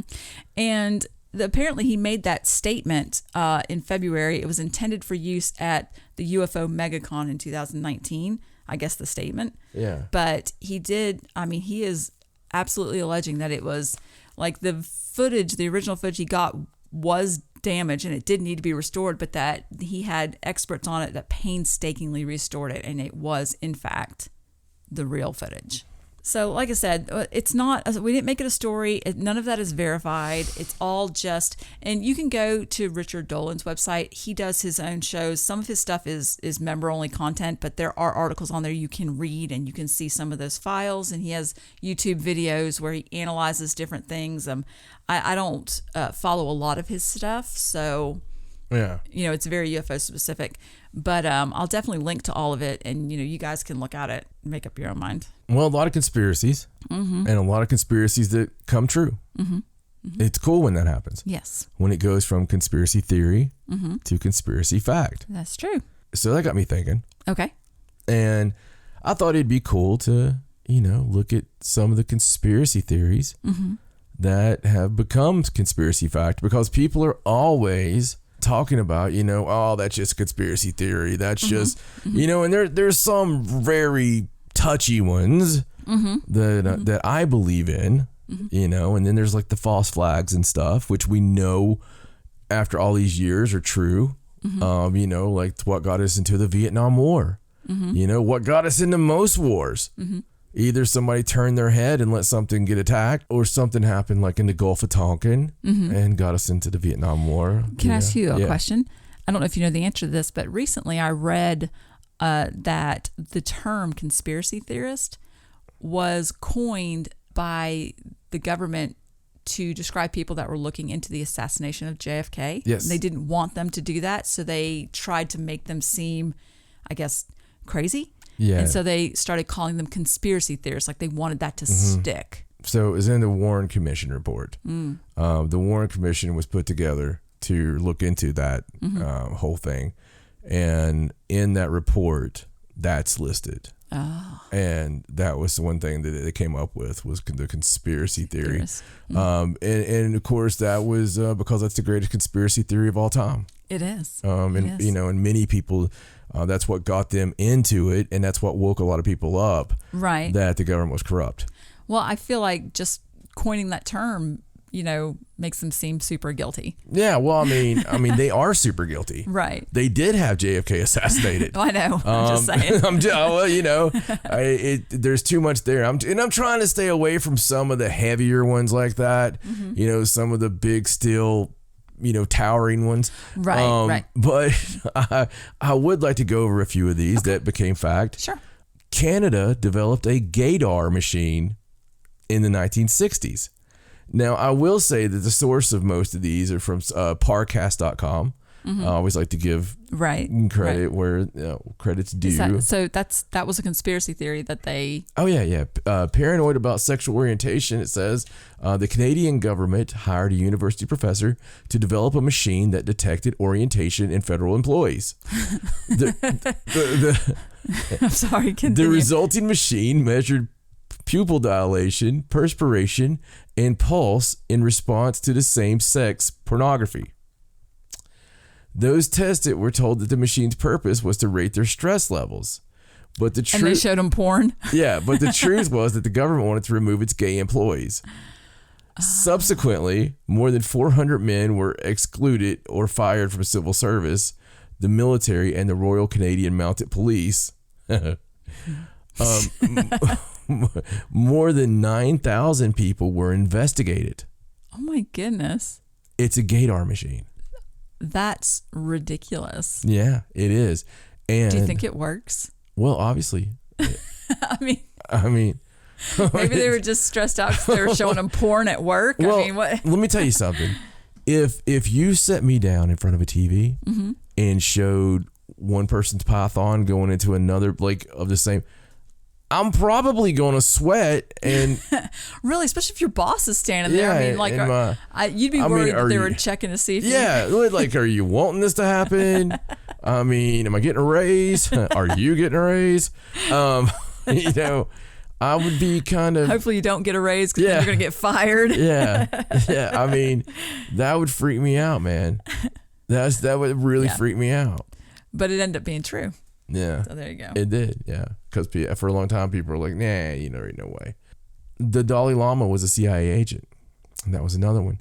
According to declassified, this is all Freedom of Information Act stuff. According to declassified intelligence documents in the 1960s, the CIA provided the Tibetan resistance with $1.7 million a year. And that's a lot of money back then. That's a lot of money. To aid guerrilla operations against China, including an annual subsidy of $180,000 for the Dalai Lama. So yeah, they paid him off. They paid him. He's a CIA agent. Of course, the Tibetans had no love for China, though, because I mean, China came in there and just screwed everything up for them. Right. Now, this is one of my favorites or least favorite, because it's another one. It just makes you mad. You know, all these years, people are just like, "Ah, no, it didn't happen." Right. The CIA tested LSD and other hallucinogenic drugs on Americans as part of a top secret experiment on behavior modification called MK Ultra. It is indeed MK Ultra. The CIA tested volunteers for a time. Eventually, they began testing people without their knowledge, let alone consent, and left many of the test subjects with permanent mental disabilities as a result of the testing. Now, there are, you know, a lot of more conspiracies out there that there's trigger words, and you got these sleeper cell people that, you know, you say, you know, mustache ride, and all of a sudden they kill their neighbor, you know. Right. I don't know. I believe anything at this point. President Woodrow Wilson's wife ran the country after he suffered a stroke. That was a conspiracy theory? Oh, yeah, it was a big one. After President Woodrow Wilson suffered a debilitating stroke, Edith Wilson made most of the executive decisions in his stead. She effectively ran the country for well over a year, but the government kept it quiet for fear that it would cause a stir. I mean, you know, the time and all. Right. But I bet she did a great job. I'll tell you this much. For anybody who's ever been married, the woman, the wife makes most of those executive decisions. and most, you know, everybody knows it. I don't even know why that bothered anybody. Here's kind of a crazy one. Okay. And a little bit eerie inside. Okay. The United States government, surprise, stole dead bodies for radioactive testing. Oh my goodness. After dropping nuclear bombs on Nagasaki and Hiroshima, the United States government stole parts of dead bodies to measure the effects of nuclear fallout on the human body. Researchers needed young tissue, but the agents who were recruited to find recently deceased babies and children took samples, including full limbs, without the consent of the grieving families. Oh my gosh. More than 1,500 families were affected, meaning that they took, like, your baby's, you know, like a leg or something. Took the leg or the arm off of it. That's horrible, but I totally believe it. Well, yeah, it's true. Well, yeah, I mean, it's been released. I probably would have believed it. It's been declassified, and yeah, that's horrible. A United States Air Force laboratory researched the possibility of using pheromones as a weapon. I wonder how you would use pheromones as a weapon. You've been using pheromones as a weapon for years. Theoretical research conducted by United States Air Force Laboratory in 1994 explored the use of non-lethal chemical weapon called the gay bomb. They speculated on the effects of troops doused in female pheromones. Oh my. So they're going to hit the enemy with bombs of female pheromones. And then they're going to be too busy getting it on with each other to fight. Is this the thinking? The objective was to make the soldiers sexually irresistible to one another and negatively impact their effectiveness in combat. Oh wow. I'm just picturing an entire Monty Python episode right now. Is that real? Is that a real no, conspiracy that's theory? just the funny. No, it's real. No, it's real. Oh, wow. This is absolutely released documents. That's hilarious. This is what they came up with. You know, somebody had to present that idea in like a super sophisticated official meeting. So how gay was the guy who came up with the fact of, hey, why don't we get all these soldiers and put this female pheromones all over? Did they actually get into the testing phase of that? Did they test that on people? God, I hope they did. I bet they tested it on the Canadians. Yeah, but how would they? Oh, the gaydar machine. The gaydar machine. Holy cow! It's all connected. All right, let's get to something a little sadder here. Okay. The government poisoned alcohol during Prohibition. Did they? They did. When the government banned alcohol in 1920, bootleggers would steal industrial alcohol used in paints, fuel, solvents, medical supplies, condoms, and redistill it for sale. Some of this alcohol contained heavy metals and led to illness or blindness. In an attempt to stop people from drinking alcohol, the government changed the formulas of industrial alcohol to make it completely undrinkable. At least 10% of industrial alcohol formulas had to contain methyl alcohol, a poisonous substance, in addition to other noxious ingredients such as kerosene, gasoline, chloroform, formaldehyde, and acetone. The plan backfired. People still drank the poisonous alcohol, and more than 10,000 people died. Oh my goodness.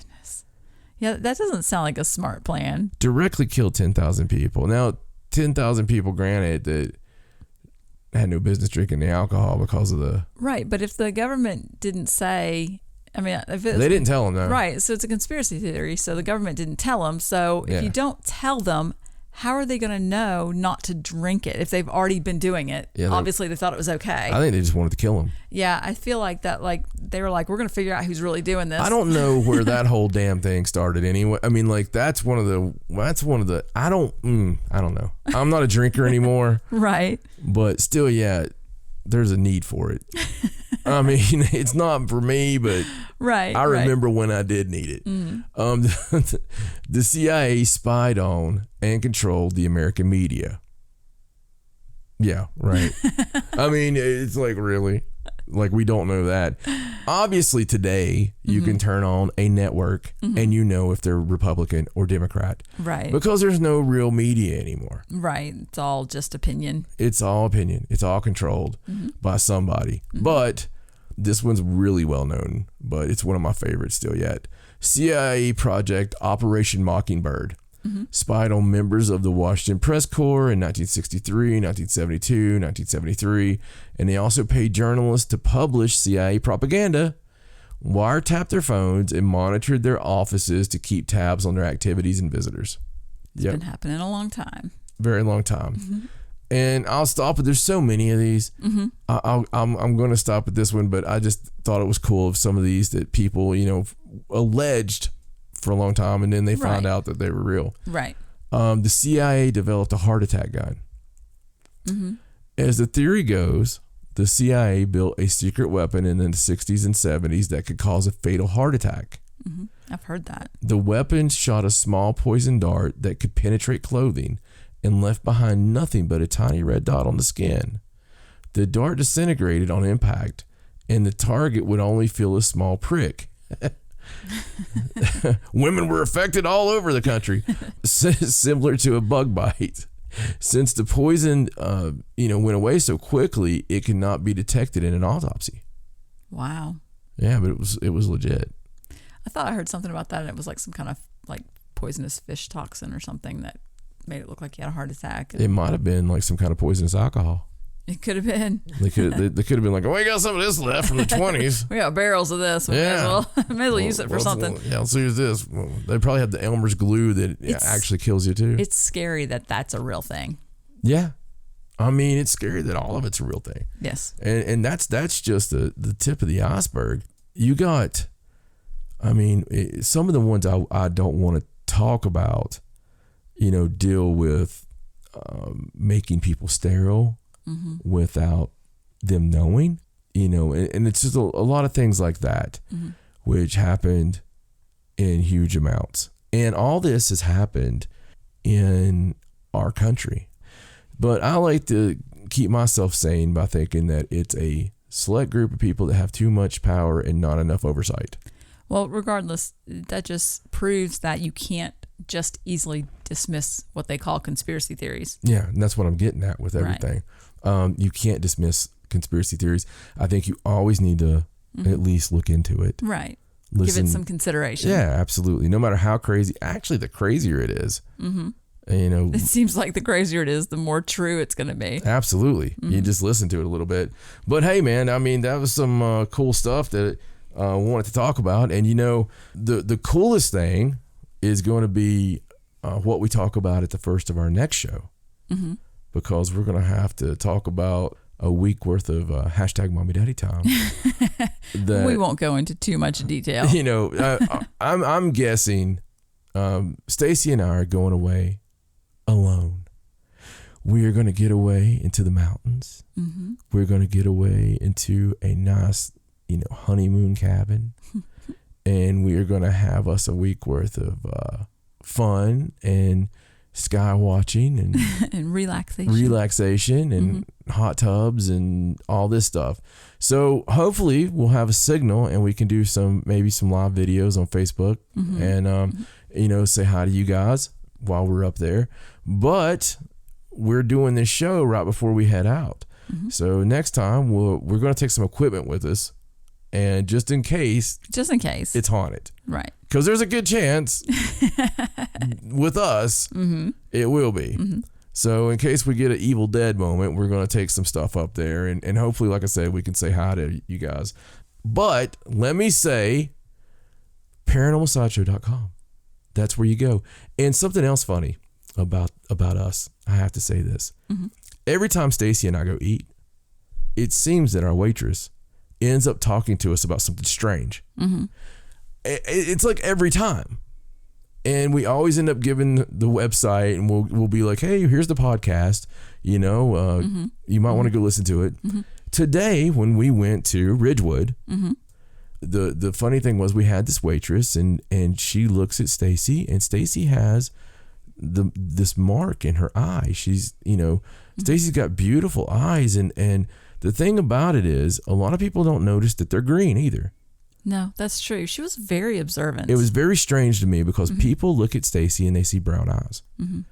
But it's actually like a very dull green. It's really pretty. It's like a greenish brown, kind of thing, or brownish green, I would say. Mm-hmm. But they're really pretty. And in one of her eyes, she has this black mark. Mm-hmm. And it's right in the color area there, and to my left eye. Yeah, and it's like a witch's mark. Mm-hmm. It's really strange because you can't always see it because my eyelids, covered up a little bit. Yeah. Like it's not strictly noticeable, but she came over to ask me a question, and I looked at her, and she just immediately noticed it right off, first thing. Yeah, she talked about it right off the bat, mm-hmm. and she said that, and then she said the thing about the green eyes, which also caught me mm-hmm. by mm-hmm. a little bit of surprise, and I could see in your face that it did you at the mm-hmm. time. And, we were just going with it, and she said, what's really weird is people that have those in their eyes normally sit in this section. Yeah. She says she's noticed it in that section before. And I'm like, what the hell? Like, who notices that, number one? Right. I mean, I had to be like looking deep in your eyes when I noticed it, you know? And so, I mean, it's just not something in general passing. Well, she noticed I was wearing my crystal too. Yeah, she noticed. She was Sherlock Holmes. Yeah. And it's not like she had time to sit there and look at it. Yeah. She was busy. Yeah. Like that place was cram-packed. Very busy. But it always happens to us with waitresses. You forgot to mention when we first got there, the table in the corner. They were completely just talking UFOs. Oh, yeah. Like that was the first thing that happened. We sat down and you could hear, you know, that place because it's really busy. It's real close in there. Yeah. It's busy and you can hear other people talking. And so the table across from us were these two gentlemen and one of them was just schooling the other one on UFOs and because I told Stacey, because I'm very observant, super observant with audio. Right. I see. I'm a mom, so I tune things out. Yeah. So if there's something going on audio wise, I'm going to hear it. Maybe not the most observant person, like with that woman where she's looking at crystals and, you know, very visual. But I can tell you what somebody 3 tables down is talking about, whatever. And it was back to my right. I just heard, you know, keywords. And they were talking about it, and he was talking about, he had a friend at you know, Right Pat. That was there when they brought bodies in, and seriously, it was like a from the original Roswell incident, and this guy's like in his 80s now, and this is who he's talking about, and he had this guy's name, and I'm like sitting there like, oh my God, it's plants. That was what was in my head. Is they're plants, they're going to kill us. And they started getting into like ancient alien stuff and the carvings, the weird carvings. I mean, just like a whole gambit of things. Absolutely. It was really crazy. And then we had the lady come over and notice, you know, your freaking witch's mark. And it was just nuts. It really was. But, you know, it was part of our day. And if you want to know more about our day, you should go to paranormalsideshow.com, because that's the way you can find everything about everything. And it take you to all the links. But also, as we talked about on the last couple of shows, facebook.com/paranormalsideshow. There's 500 new people on there. We've been just completely blown away by the responses here recently on Facebook. So that's kind of cool. And hopefully we just keep doing that, you know, keep growing on there. And it's a nice little communities building up as we want it to. A lot of questions and answers, a lot of funnies that I'm putting up there. I'm working really hard finding those memes, by the way. But, you know, a lot of cool stuff. If you are a patron, thank you so much. We greatly appreciate you. We absolutely are going over our bandwidth. We keep having to go. We keep having to up the program. You know, 4-hour shows will do that. Yes, it goes pretty quickly. But we do appreciate it, because it all goes right back where it needs to go. And you know, Patreon.com is where you go, and we are. You know, I talked about it on the last one. We are making some new shirts. We're gonna have some new shirts for sale. Probably gonna put a new shirt on there too. We're working on the ideas right now. Hopefully in the cabin, we're going to finalize some of those things for our new round of merchandise. And that's one of the things we're working on right now. A lot of cool stuff upcoming, and a lot of our new goodies are coming in too, like our new equipment and everything. So really looking forward to it. But something I'm really looking forward to for my birthday, since last time I get to say that, we're actually past midnight now. So it's Stacey, you know, taking off her shirt and doing the paranormal news. She's the GOAT of paranormal news, traveling the globe to find you the stories you didn't know you needed to hear, and the stories she knows you'll never forget. It's time for Stacey Edwards and Paranormal News. So let's get to the news. Let's. All right, so this first story is just an expansion on the one we talked about last time about how President Trump, you know, did the interview and he talked about being briefed about the UFOs. So this story has come out now saying that 3 U.S. senators were briefed by the Pentagon about the, you know, Navy reportedly encountering the UFOs or the UAPs or whatever they're calling them now. Whatever they're calling them this week. Right. So what I thought was interesting about this is because the information that was passed on by the Pentagon was done so in secret sessions, and it's highly classified. So the debriefs that they're doing with these senators that are requesting it obviously is more information than what we know. Right. Because everything's classified. But supposedly, it's reported that more requests for briefings from members of Congress are rolling in. So all these different politicians now are interested in this topic and are wanting to get the extra information, I suppose. I mean, are they just curious people like the rest of us, or do you think their constituents are asking? I don't know. I know that one senator, a spokesperson for one of the Senator Mark Warner from Virginia, explained that, the reason he requested more intelligence was, he said that if naval pilots are running into unexplained interference in the air, that it's a safety concern. Mm-hmm. And Senator Warren is currently the vice chairman for the Senate Intelligence Committee. And so he feels like they really need to get to the bottom of it. On a need to know basis. Right. He's a need to know guy. Right. But I thought it was funny that all of a sudden, now that this is, relevant, it's in the news. And it's what we always wanted. Everybody's like, hey, I think I need to have that briefing. I would like to know that my congressperson would be interested enough in that to ask for a briefing. And I'm really interested if we'll ever find out what kind of information they're giving them, because I don't know. There obviously has to be more to it than what we know, because or it otherwise, wouldn't be classified. it wouldn't be classified. They would just be like, watch the news, or watch Unidentified. You'll find it all. Yeah, exactly. So I don't know. It's really interesting, and I'm just gonna watch and see if maybe there are any other follow-ups to that, or any leaks. That's or strange. I mean, it's very strange about what they could be talking about, and I do like the fact that one person does it. All the kids are sitting there, and nobody wants to do it, right? And then all of a sudden the one boy and the one girl go out there and start dancing, and then all the kids get up and start dancing.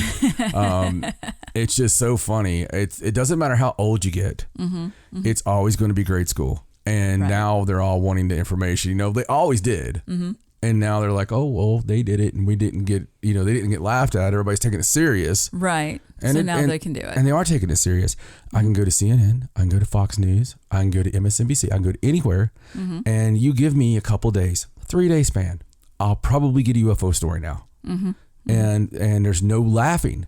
Right. The weird music has left the front of the bumpers on the front end to end. Right. There's no tinfoil hats now. No, it's all serious things, and they're all talking about it as it's fact.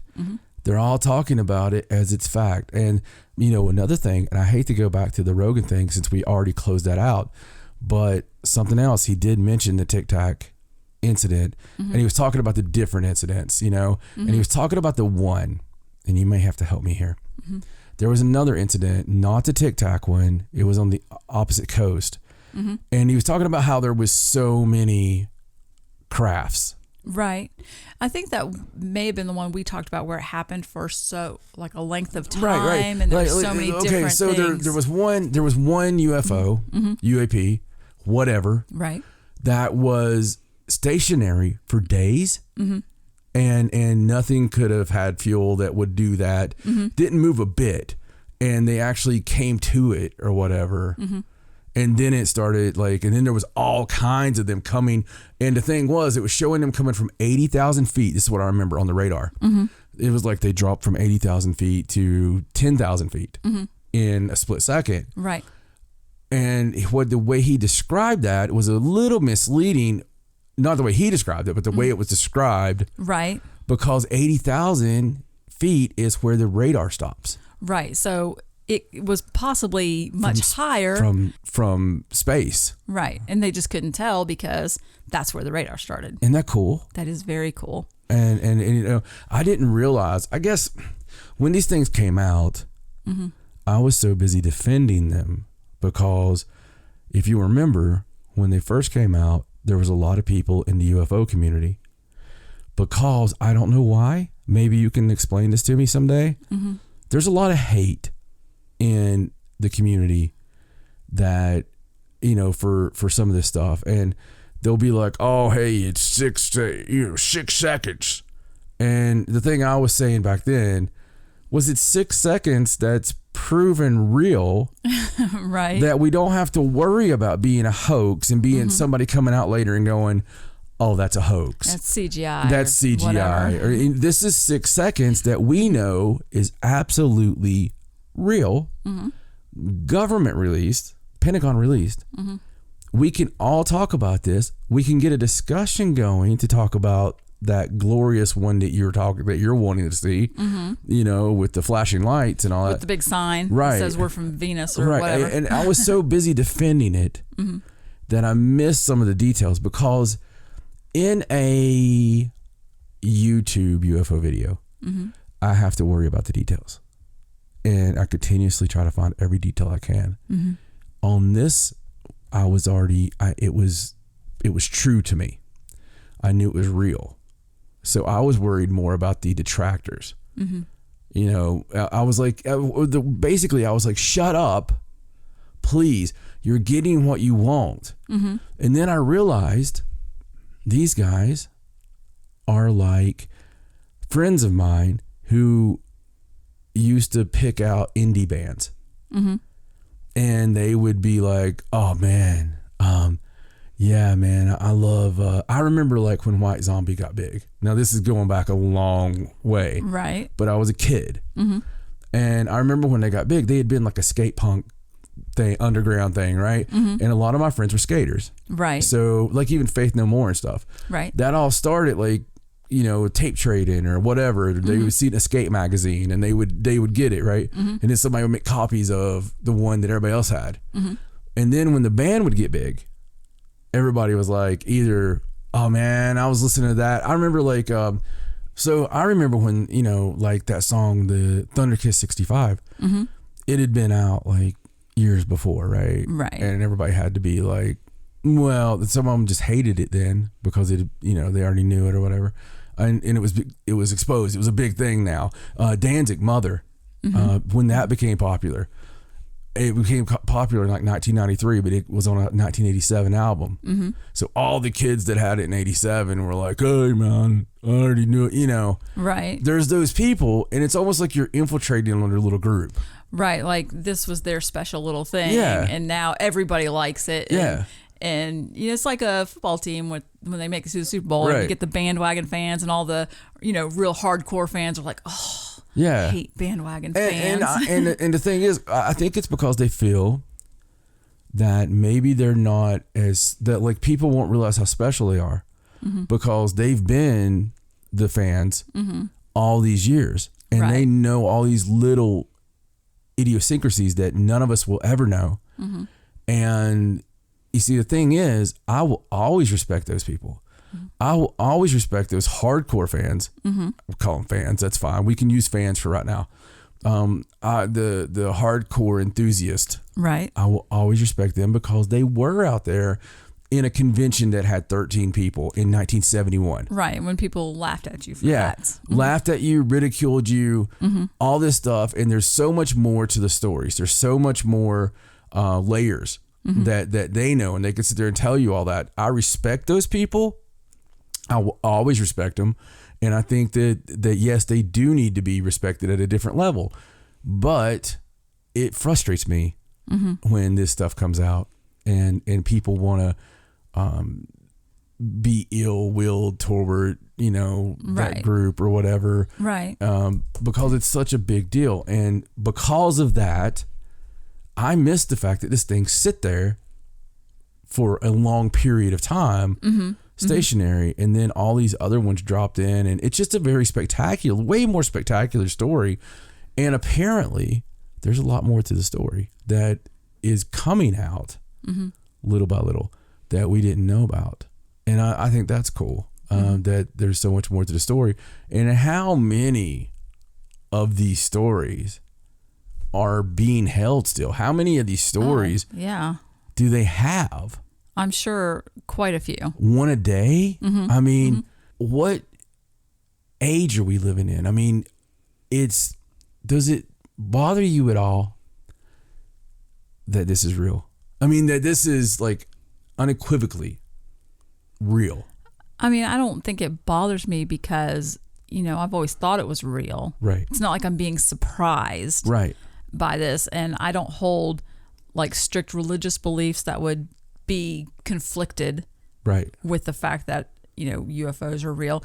And, you know, you can still cling on to the fact that just because these unidentified things are real, it still doesn't necessarily mean they're alien, like from outer space. Right. It could be a multitude of things. Yeah, as we discussed, it could be us. Mm-hmm.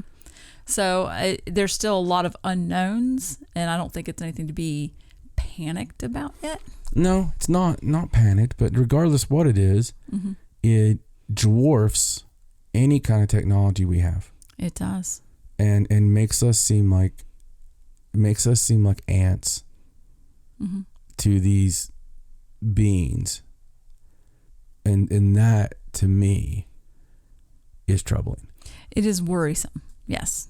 There are things to be worried about, I think. It just, my thing with it is why? Why are they toying with us? Why do they not? Those are the kind of things that bother me. If there's not a treaty, mm-hmm.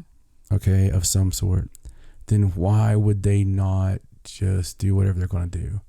Either have, be our ultra rulers, which we would have, mm-hmm. it would have to be that way. Right. Or get on with it, basically. I just, right. Maybe they are getting on with it, but I do think that right now that there is some kind of understanding mm-hmm. between some, people, because it's not even the government. That's the thing. I believe that the government's trying to figure out this and that, certain parts of the government. Right. As we've learned, and a lot of us always knew this, private companies, because mm-hmm. it's easier to hide in private companies. Mm-hmm. There's people that are government and private companies, and they're all together, and mm-hmm. the Bilderberg type people, the Illuminati. Mm-hmm. And I believe that the Illuminati, whoever they are, whatever you want to call them, mm-hmm. I'm calling them the Illuminati.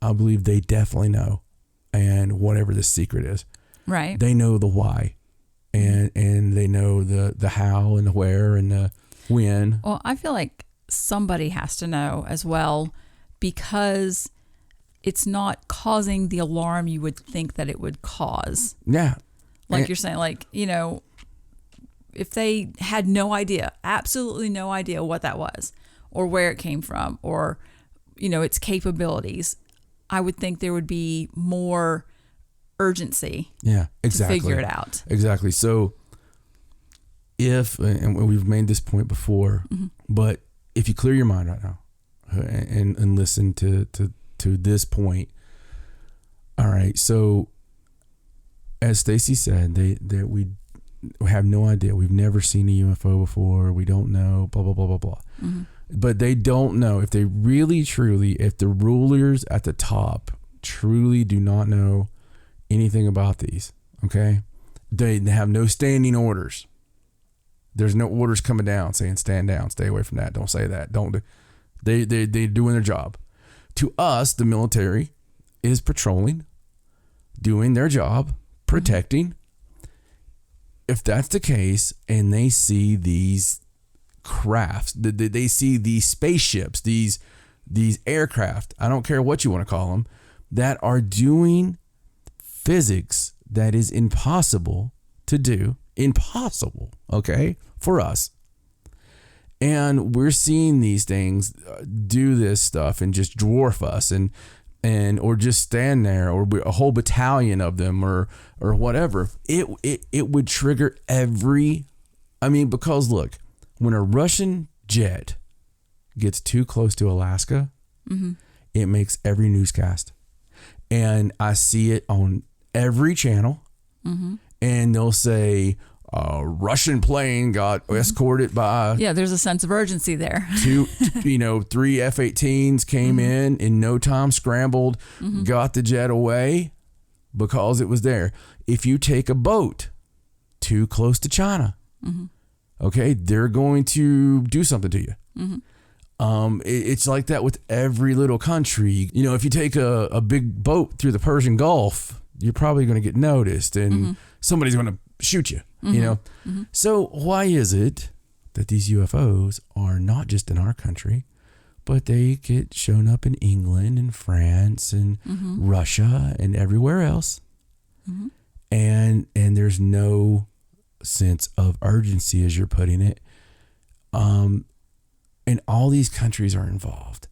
And then you think about stuff that you hear from Bob Lazar, who says, well, during the height of the Cold War, and in case we've got any younger listeners, it's not an actual war, but the Cold War was where we had the fingers on the nuclear buttons with nukes pointed at each other for many years, Russia and USA.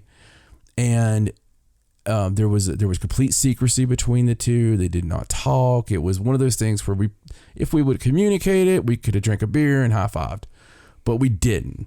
And we just were like, we can build bigger nukes than you and blah, blah, blah. And it went on. It was the Cold War. We were scared crapless of Russia my whole time I was a little kid. And we would watch TV specials called The Day After, showing about the nuclear winter and everything that would happen. Right. And the next day at school, every kid's like really disturbed. Did you see it? Yeah, I saw it. Your parents let you watch it? Yeah, they let us watch it.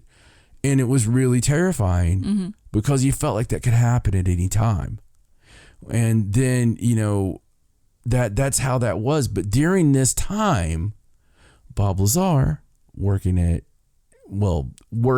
the Area 51 complex type thing. Right. Groom Lake, all that place. He's working side by side with Russian scientists on the alien crafts, on reverse engineering. And we were in the midst of the Cold War. So who is really, is everything being written for us? Are we living in the Truman Show? Is it a few people pulling the strings, including the alien overlords that are pulling the strings? Or is it, I don't think that it would be ours if we had people trying to figure out how to reverse engineer it. Right. We should already know how to do that. We should know how to do that. We should know how to do that. And of course, Bob was filling in or replacing the guy who tried hitting it with a freaking hammer or slicing it. I think he tried to slice it and it blew. Blew him to smithers. Yeah, he died. And God knows how many of those people had died doing that. So if we take that as fact, we take that as true, then it's not ours and it wasn't ours and we don't know anything about it. Right. And we know that they're still being seen because we had this other thing we have to take as fact with the new government released films that's all over the place now, causing much more leaks, right, causing much more briefings. You're getting your slow disclosure you've talked about since 2010 on every show we've had. Exactly how you predicted it, by the way, to your credit. Exactly how you predicted it. You predicted that one thing would lead to another thing, and we would start getting the slow disclosure. Before I even heard slow disclosure as a thing, I was hearing it from you that, they would come out a little bit at a time. So if we're taking that as a fact, then that's where it comes troubling. Because we have some of them super old and we don't know what they are, and they're all over the place. Somebody does know, because if they didn't, they would do the same thing as they do with the Russian jets. They would scramble. It would be on all the news channels. Another UFO. We sent everything we had at them. But we don't get that. It's like the damn mysterious, like the thing that drives me crazy about the mystery booms. Right. Because they don't mention it. So they know what it is. And it's just not even a rant. This is not even a rant. This is just us laying out facts about something that doesn't make sense when you really open your eyes and think about it. And actually, in that same interview that we mentioned several times now, the guy that made the documentary, Jeremy Corbell, he was talking about this interview that Hillary Clinton did. Right, she was on one of those shows, nighttime talk shows. And she was talking about the UFO thing, but then she laughed and said, no, we call them aerial phenomena now. Yeah. And basically the point was that they change what they call it so that it's harder for people that want the information to search for the right thing. Right. Like because if they're not calling them UFOs and you're trying to get, your request for UFOs, obviously you're not going to get anything because they're not called UFOs anymore. Right. That sort of thing. So, they're actively trying to make it difficult Yeah. to get that information. Yeah. Well, there's released documents that talk about, like through FOIA request, that talk about some of the things we had back with Project Blue Book and all this stuff, or whatever name it was that week. And, some of the disinfo, some of the make them look stupid stuff, I mean, it's not like this stuff isn't written down. Right. Why would they want that to happen? Why would they want you to be the class clown, for talking about UFOs? And it's just like, at first we had the shoot to kill order that I've talked about before. We had the operation that they called for, saying, okay, if we see these things, and you can watch the old news broadcast, which is pretty interesting. If you ever pull it up, like, you can find it on YouTube. Really interesting, actually, because it's almost surreal. It's like you're watching a sci-fi movie, but you're not. And they're talking about what they're going to do with these things. We don't know what they are. We put the order out for the boys to shoot them down, and and that didn't obviously go very well. And obviously. So you hear all these things like this, and somebody knows. I think that's our big takeaway. Our big takeaway is somebody knows, and a few people know. And I think they've got them mixed out right now. It's just like something in the news, in the politics world.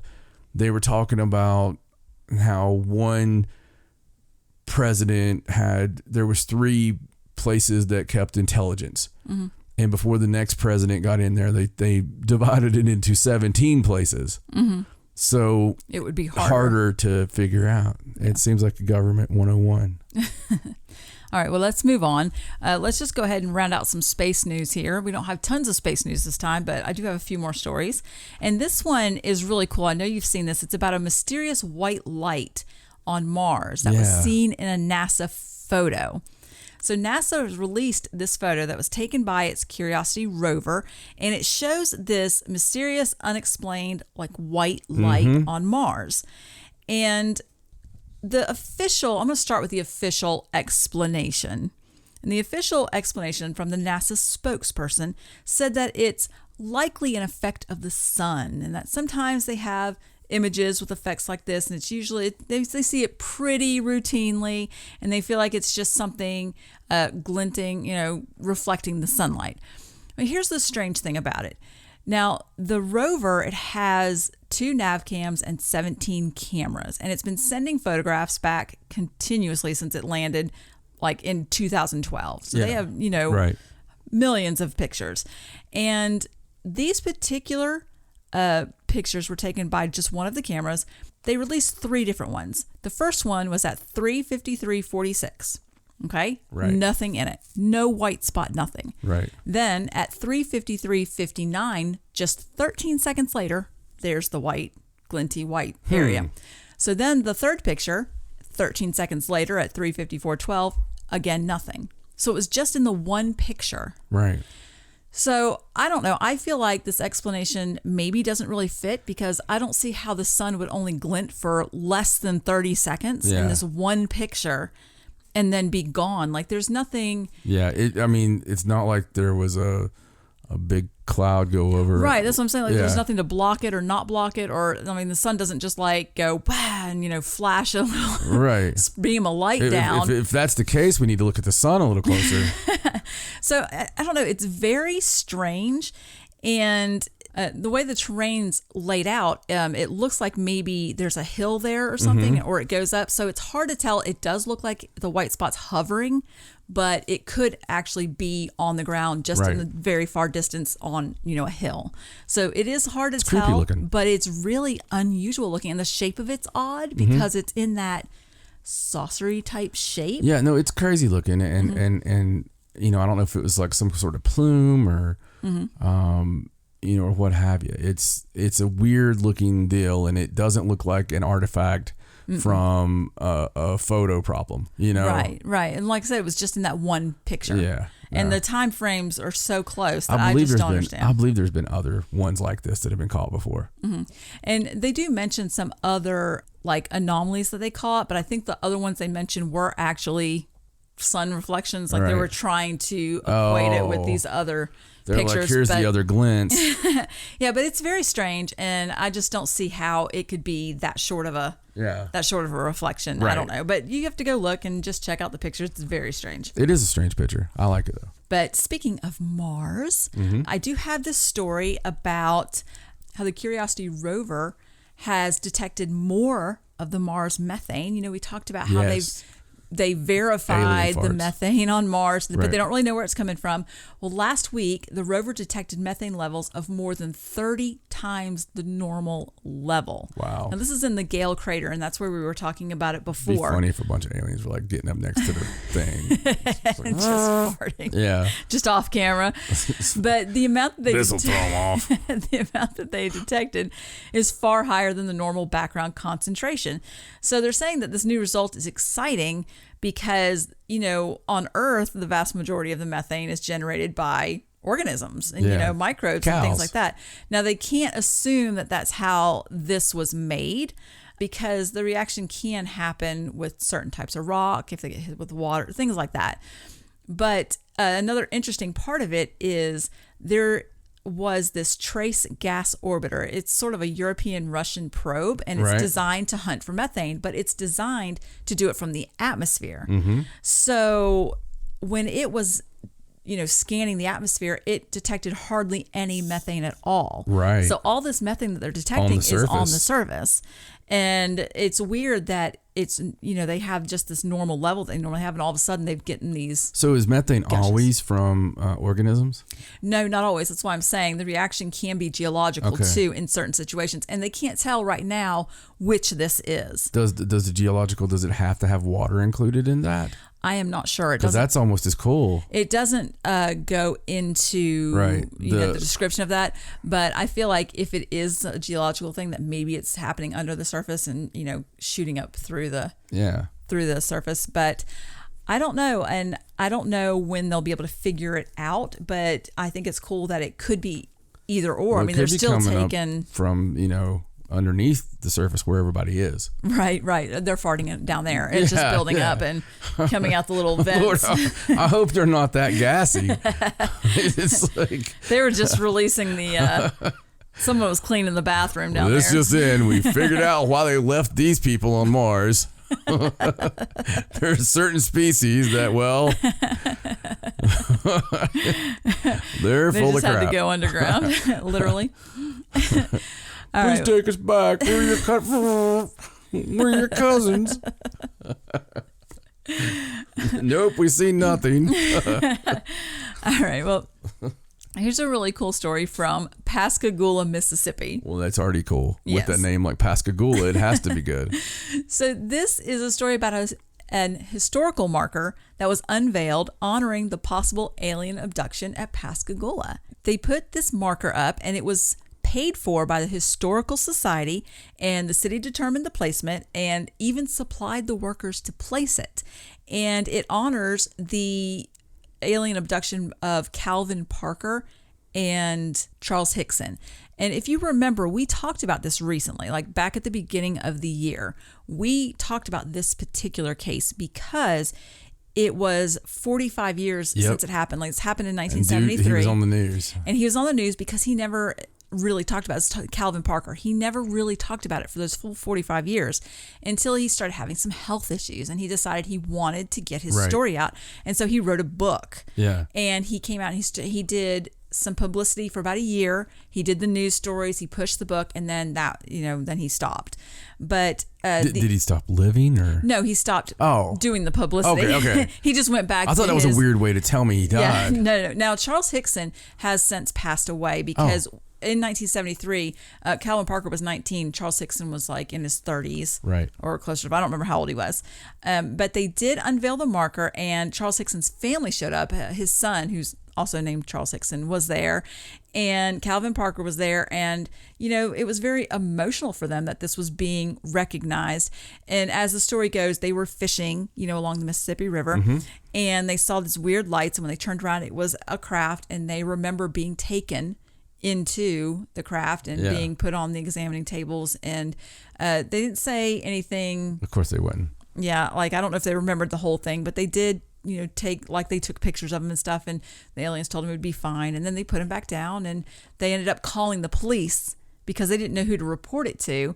And when they were telling the sheriff, the sheriff didn't really believe him at first, and he left the room, but left a recorder going to see what they would say when nobody was in the room. Yeah. And when he went back and listened to it, then he believed that they were telling the truth because they were completely freaked out. So I know it's really interesting that they've decided to put this marker up. I think it's cool. I remember we reported on the first time something like that happened, the Betty and Barney Hill marker they put up, and we were like, oh, they put a historical marker up. Very cool. So that sort of thing's happening a lot now. Yeah, it's better than the one where the stupid town moved it. Yeah, this town actually paid for it and picked the place and did it and was happy about it. So. Learn from Pascagoula.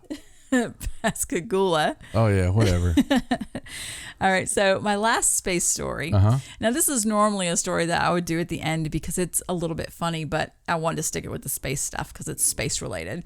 So this story is about a Moscow scientist that vows to ensure that the first child born in space is Russian. Wow. She wants to make sure that the first time a human being is born in space, that human being is Russian. And her name is Dr. Irina Ogneva. Is she good looking? I mean, I guess I don't know. Her picture was on there, but I don't know. She wanted to get pregnant and have No. Oh, she's of the Russian Academy of Sciences. And I was all for helping her. This is her ambition for science.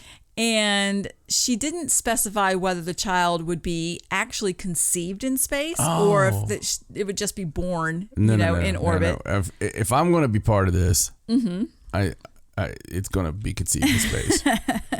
It just has to be. And she said that, so far, no one has volunteered for the project. Like there's no volunteers stepping forward. And here's the part that I thought was really interesting. She said that so far, the Russian cosmonauts have refused to donate sperm obtained in space for scientific study. So I had to read that a couple times for it to sink in. So she wants the cosmonauts to donate sperm, but apparently it's sperm that was obtained in space for scientific study. So the Russians, they study their astronauts' sperm that they have to collect in space, and they wonder why the International Space Station is so dirty. Well, I mean, I want to know why they wouldn't want to use it. Why they wouldn't want to donate it? Yeah. I don't know. I mean, maybe they have families already. Maybe it's just a weird thing for them. I mean, you have to volunteer for that sort of thing. I don't know, man. I'm all willy-nilly of mine. I just... You're like, sure, whatever. Yeah. No, but I mean, that's strange. Seed for everyone. Maybe they know. Mm-hmm. I like to plant that seed. I want there to be a whole heaping helping of us. But maybe they know something happens to it. I don't know. It's weird because I know that NASA studies the effects of, being in space a long time on humans. Right. But for just a baby to be born in space and then come back to Earth, I mean, I don't know. It's a weird question because if it's not good for the baby, would you really want to? Well, no, it's weird to me because it's just weird to me, man. The whole they don't want the sperm thing, because it looks like one of them would be like, like Travinsky would be like, oh yes, it's fine, it's good. Sure. You can use my sperm, ski. It's okay, ski. And I don't know. It's just strange. I want to know how they get the samples in space without it flying away. Wow. They have to catch it. I don't know. Maybe they help each other. I don't want to even. Well, you're the one that started it. So I don't know. Interesting. I wonder if somebody will eventually volunteer. You've got to think that your medical care would be over the top. Yeah. I mean, if you volunteered for that, they would absolutely. You'd have all the doctors. I don't know, dude. All the nurses. It's Russia. It's weird. I mean, I don't know. It could be like Bubbles the chimp that is your nurse with like a little nurse outfit on, and it's it is weird for them to go straight to human. Like normally they would probably send another animal up there to have a. Oh, wouldn't it be cool to put the astronaut sperm in a monkey? No, I don't. And think then that have would that work. in space. I think that's a taboo thing. Didn't that? Yeah, no, you don't want to do that. Well, The aliens did it, obviously. So the aliens think like me, so I must be of a higher intelligence. Obviously. Yeah. Obviously. Let's go. All right, so that's all the space news. That's probably a good thing. It's getting off the rail ski. You know, we do have listeners in Russia. Yes. Oh, do it? Yeah. Yeah, I mean, when we looked do. at the map, it was like apologize to them. That's true. We won't anymore. All right. So this next story is one that we haven't done in a while. It's about a mysterious soccer ball-sized chunk of ice that falls from the sky. Yeah, we haven't done a lot of soccer ball. The ice falling from the sky Oh, stories. yeah. For a while, we had them right in a row. Yeah, they were like a lot of them. And we haven't had one in a while. Now, this one's from Tully, New York. Is it really a soccer ball size? Well, that's what the woman claimed. That freaking kill you. I mean, like Yes. death, like boom. It's a woman named Rita Williams, and she was heading back to her car after taking a walk. And I watched the news story on this, and it looked like she was standing outside of like a high school track. So I guess she was there walking, and she was on her way back to her car. And she heard this really odd noise. She said it sounded almost like a firework because it was like a high-pitched squeal. And she looked up, and she saw this enormous white ball fall through the clouds. What are you laughing at? I'm sorry, it's funny. I just picture this woman because you know she's like freaking 55 and she's been out. She was older. Yeah, she's out there trying to, you know, just get her hips back or whatever. And she's I just picture it just that you know, I mean, come on, it's a big freaking. Well, one of the funny things about it is she looked around to see if anyone else had seen it, and because she couldn't hardly believe what she just saw, but most of the people that she could see were all looking at their phones, and everybody else missed it except for her. Dude. That is like a Twilight Zone episode. Yeah. So she decided she was going to take pictures of it because she thought nobody is going to believe me because nobody else saw it because everybody else standing around here is too busy looking at their phones to see what happened. So she went and looked at the hole. It made this, I mean, it tore the grass up. It made this humongous hole. It's 29 inches wide and 5 inches deep. And so at first she thought, well, maybe this fell from an airplane because that's your logical first thought. But she said it was really weird because the ice was really clean and clear. Yeah. And you wouldn't think that ice from an airplane. Well, no, not because it's all pee. Yeah, or if it came from the outside, it would be dirty or, anything. But this was perfectly like clean. the stuff that hit Uncle Joe. Clear ice. And, there was no residue on it at all. So she has absolutely no idea where it came from. The National Weather Service said that there's no reason to believe why it was weather related at all, but it had to be. She said it was roughly the size of a soccer ball. Wouldn't it be horrifying if that was a new thing? Yeah, where you could just randomly get. They just identified a new kind of cloud. Right. It was one of the stories that I didn't give you. Mm-hmm. It was like there was a new kind of clouds that they had never seen before, and it's a new type, and it looks really stupid. I mean, it looks not like not stupid like that, but like weird, right? Mm-hmm. And wouldn't it be really terrifying? I remember when I first there was an incident that happened near where I was living, and one of the guys that I worked with at the time, it was actually before I met you, a long time ago, and his house was completely destroyed. Oh my goodness! Just completely destroyed, and it was one of those downburst.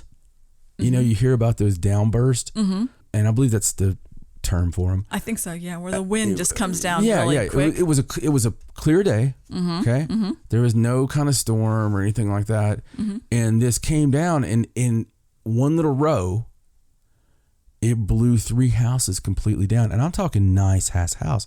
This guy had such a nice house that it had like a bookcase that you pulled back, and it had the TV behind the bookcase. Oh, wow. And it was like built into the place. Like it was a really nice swank place. Right. And it was near a country club, and it was really, really nice. And it just, it tore him down. And I'll never forget it because I knew the guy. Right. A microburst. That's what it was. It's what he told me it was. And, there was no other damage around there. And it just freaked me out. And I guess it's been around forever, but it was the first time I had heard of it, but it's still a weird phenomenon. It is weird because, if nobody else gets the damage, you feel kind of like it's personal, like you've been targeted by nature. Stuff like that freaks me out because there's a lot of things in nature that they say, well, that's natural, but just because we've got a name for it and it's happened before doesn't mean that it's normal. Right. And I would be terrified if I don't like hell anyway, because, number one, I pay a lot of money for my car and one good hailstorm can mess you up. But then there's the whole thing of, what if you got your little kid out in the yard? Right. And your baby's playing in a completely safe, fenced in, locked yard that you don't have to worry about anything. And you just take a second to go in, get some iced tea. And what happens when that happens? You know what I'm saying? I mean, when the ice chunk falls and hits somebody. Yeah, that's just terrifying. It is. And I agree. It would be really horrible if when I see them on the news and it's like softball size, that's one of those things that really does freak me out. Because, man, you're talking about a softball, that's not soft. Yeah, and if you're not somewhere you can take cover. Falling from how many feet, it's just crazy. It is. All right, well, let's move on to some discoveries. So this first story is about a mysterious freshwater reservoir that was found hidden beneath the ocean. That's, wait a second. Yeah. Freshwater beneath the salt water. Beneath the ocean floor. So it says that scientists have found a gigantic freshwater aquifer hidden deep below the ocean off the northeast United States coast. Ooh. Now, this is researchers from Columbia University, and they say it appears to be the largest formation of this type anywhere in the world. It stretches from Massachusetts to New Jersey, and it extends continuously out about 50 miles to the edge of the continental shelf.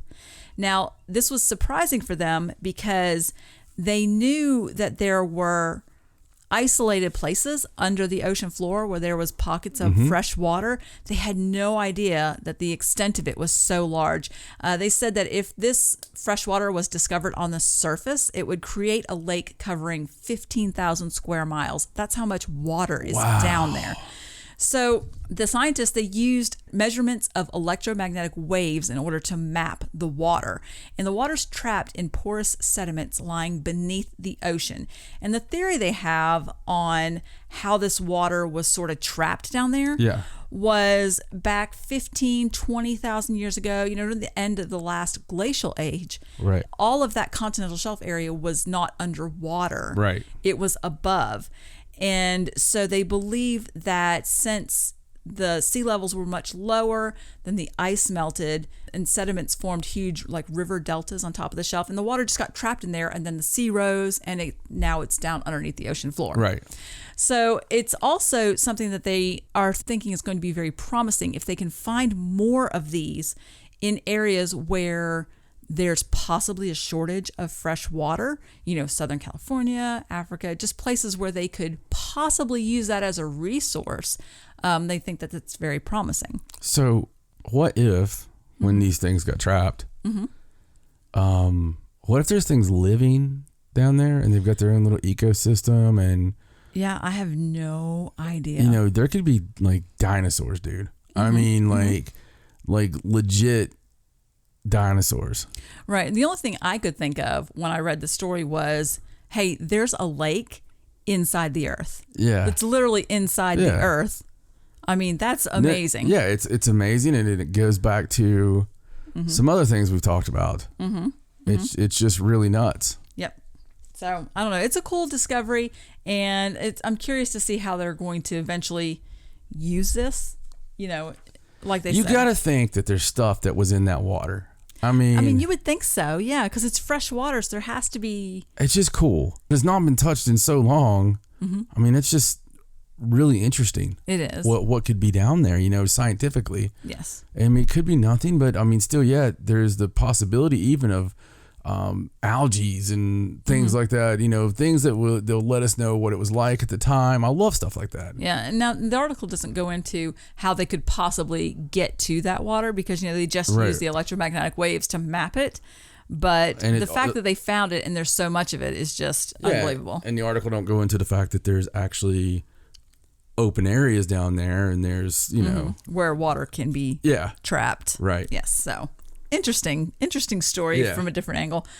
All right. So let's go on to this other new discovery. And this is on the French island of Corsica in the Mediterranean. A rarely seen beast comes out at night, and they are calling this the cat fox. Oh, no. So this is a beast that actually was a local legend for years. Right. It is a predator that would attack, get this, the udders of sheep and goats at night. Just the udders. I guess so. They're not very tall. When you say attack, does it like boxing it, or is it? No, I think they're trying to eat them. I don't know. So in 2000... In 2008, one was accidentally trapped in a chicken coop overnight. So researchers were alerted to the fact that this thing existed. Yeah. Now, I think the other cat foxes have since disowned that cat fox since he, let it out of the bag. Yeah. They exist. But they started trying to capture one. So in 2012, they set out snares to just kind of get the animal's DNA. So what they did is they put wooden sticks, and they put this attractive, what they call an attractive scent, I don't know, ode of sheep udder. I don't know what they put on there on the end. And when the cats came and rubbed... they just had a damn sheep hanging from a tree. Well, when they came and rubbed against the sticks, they left tufts of fur, and they were able to get DNA from the fur. So when they analyze the DNA, they can't exactly identify what it is. It's not a European wildcat. And, it's not like a forest cat. It's not a domestic cat. It's something that's still, unidentified completely. Do you know why they're calling it cat fox? Yes, I do. It's in the article. Oh, well, the article's lying to you. Oh, why are they calling it cat fox? Because they can't combine the word. This is true. Either way you do it, it's not going to work, is it? No. Cat fox. Yeah, okay. At least those are two short words. So in 2016, they actually captured the first one. And since then, they've seen 16, and they've captured 12 of them and tagged them to see kind of where they go and what they do and how they live. So what a cat fox is it's a cat. It's not a fox at all. It is not a mixture of a cat and a fox, because that can't happen, because foxes are more canine. They're not cats. So they call Can't has a lot of finality to it. If we tried, I'm not sure that they've tried. Is there a willingness here? I think that it's a scientific thing, that it just won't work. So it's bigger than a domestic cat, like up to 90 centimeters. Normally a regular cat's like 70 something. Yeah, we learned about centimeters last week. Yes, it has a dense coat that protects against fleas and ticks, has very wide set ears, short whiskers, long canine teeth, and the coloring on it is really odd. It has stripes on the front legs, very dark hind feet, a red colored belly, and black rings around its tail and a black tip on the tail. Wow. Which is how it got its name, cat Yeah, fox, it sounds because like a fox. it's colored like a fox, but it's a cat.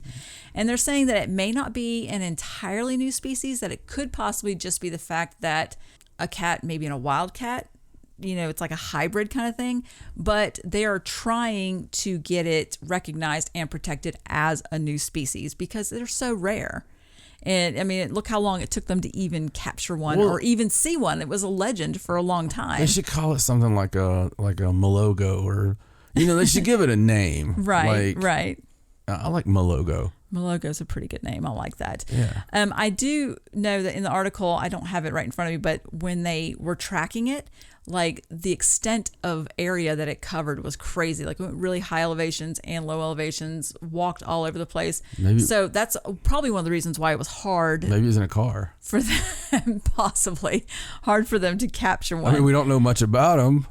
Well, and there's so few of them, and they're just this one area. Because they all drive in the same van. There's no telling. Maybe somebody's cat got loose and got in the wild, and it's just been breeding ever since. Who knows?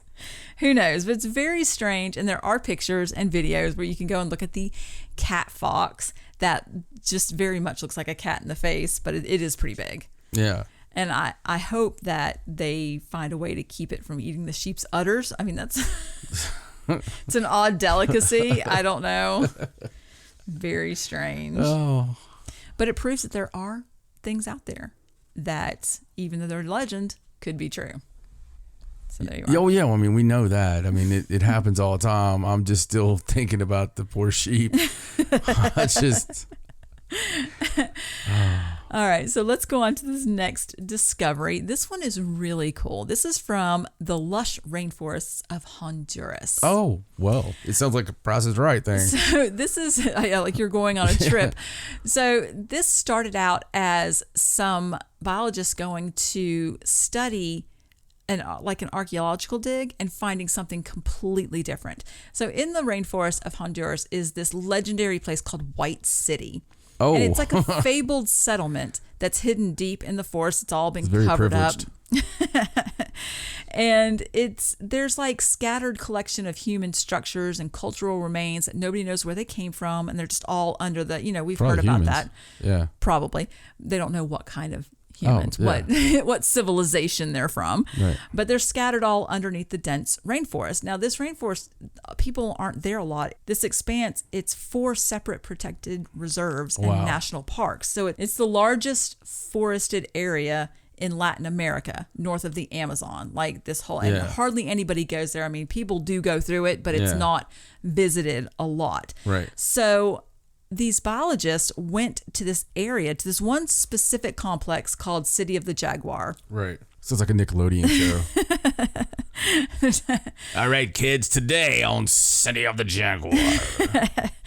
Well, what they found was an exceptional natural sanctuary consisting of hundreds of animal and plant species, like an entire ecosystem with this extremely high biodiversity of species of plants and animals, things that they thought were extinct. Really? Things they've never seen before, and just things that are amazing that they couldn't believe, very rare things. And they're all living, things that are new to Honduras that they didn't know, that they knew of, but they didn't know were in Right. Honduras.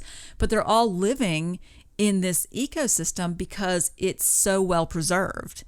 And they're thriving. And so this one biologist named Trond Larson, he's from this environmental nonprofit called Conservation International. It's based in Virginia here. Yeah. He was one of the ones that got to go Wow. to the rainforest and document what was there. And it says that he identified over 180 species of plants, almost 250 species of insects, 198 bird species, plus dozens of different kinds of fish, reptiles, mammals, small and large, and that many of them are rare or endangered, and some are actually new discoveries, like inside Honduras, and new things to science. So it's all this amazing stuff, and it's funny because it says that there's still this ongoing question about who may have once built these remains that are there, but it's like that's gone to the wayside now. Yeah. And it's not like they're going to be able to go in there and do any kind of digging because of this amazing... Because you don't want to screw that up. Exactly. This amazing ecosystem they found now is sort of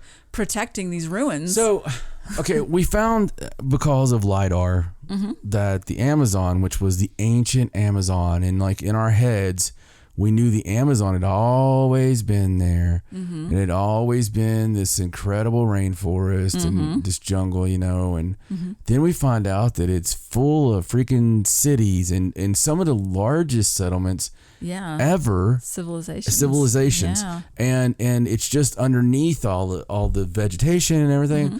And there again, now we have this.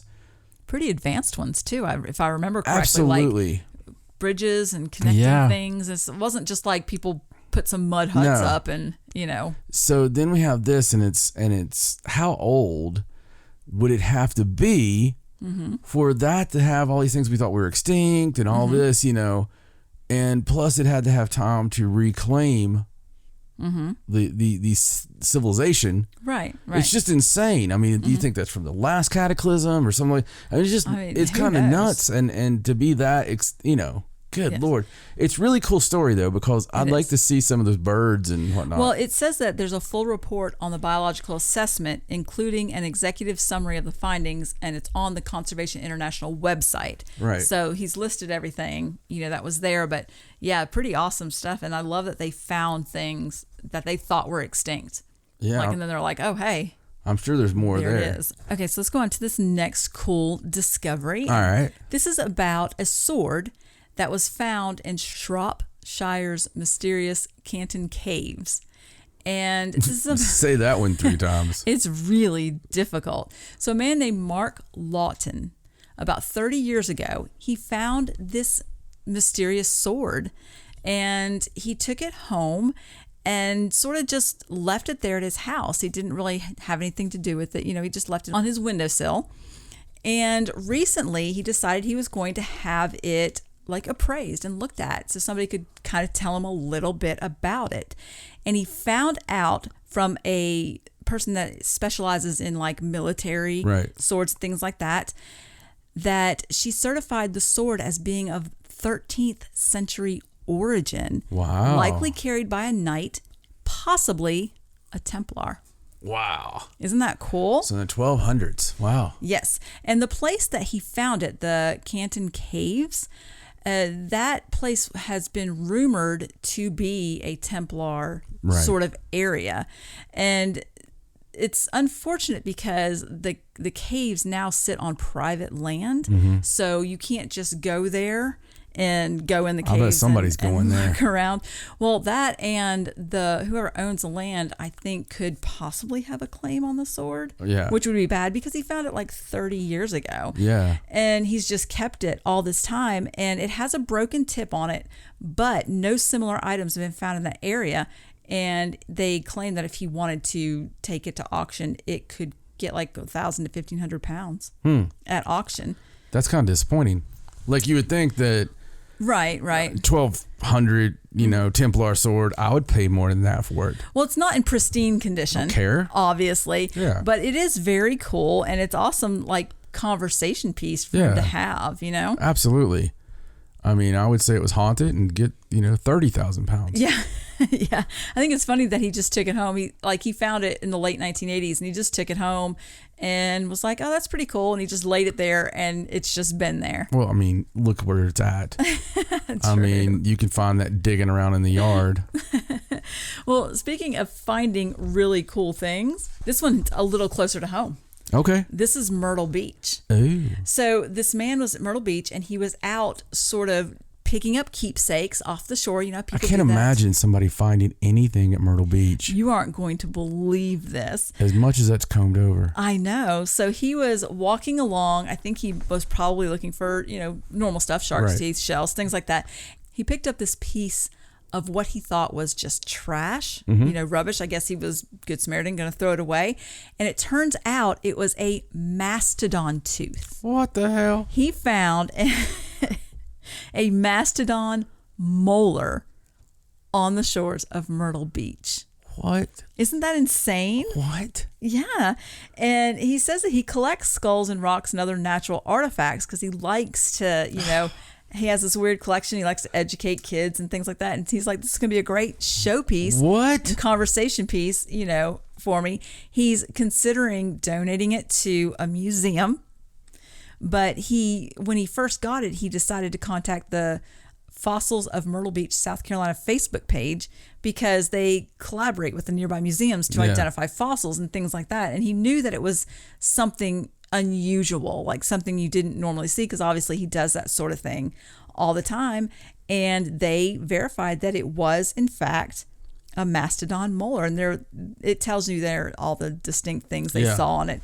But isn't that really unusual and awesome? Yeah, it's very unusual and very awesome. It's just weird. I mean, if they have a society, though, I guess it happens more than we realize. Possibly, but I mean, this is a little bit, it's a rare find because they don't typically show up there. But, there's been hurricanes and, dredging and a lot of recent storms. You never know what could end up there. But, that place is so busy. That's what I mean, yeah. And I just don't see it's weird unless everybody just thought like he thought it was trash at first. It doesn't look very remarkable. You wouldn't think that it was something that you would want to pick up. I bet that brings a lot more beachcombers out. I bet it does too.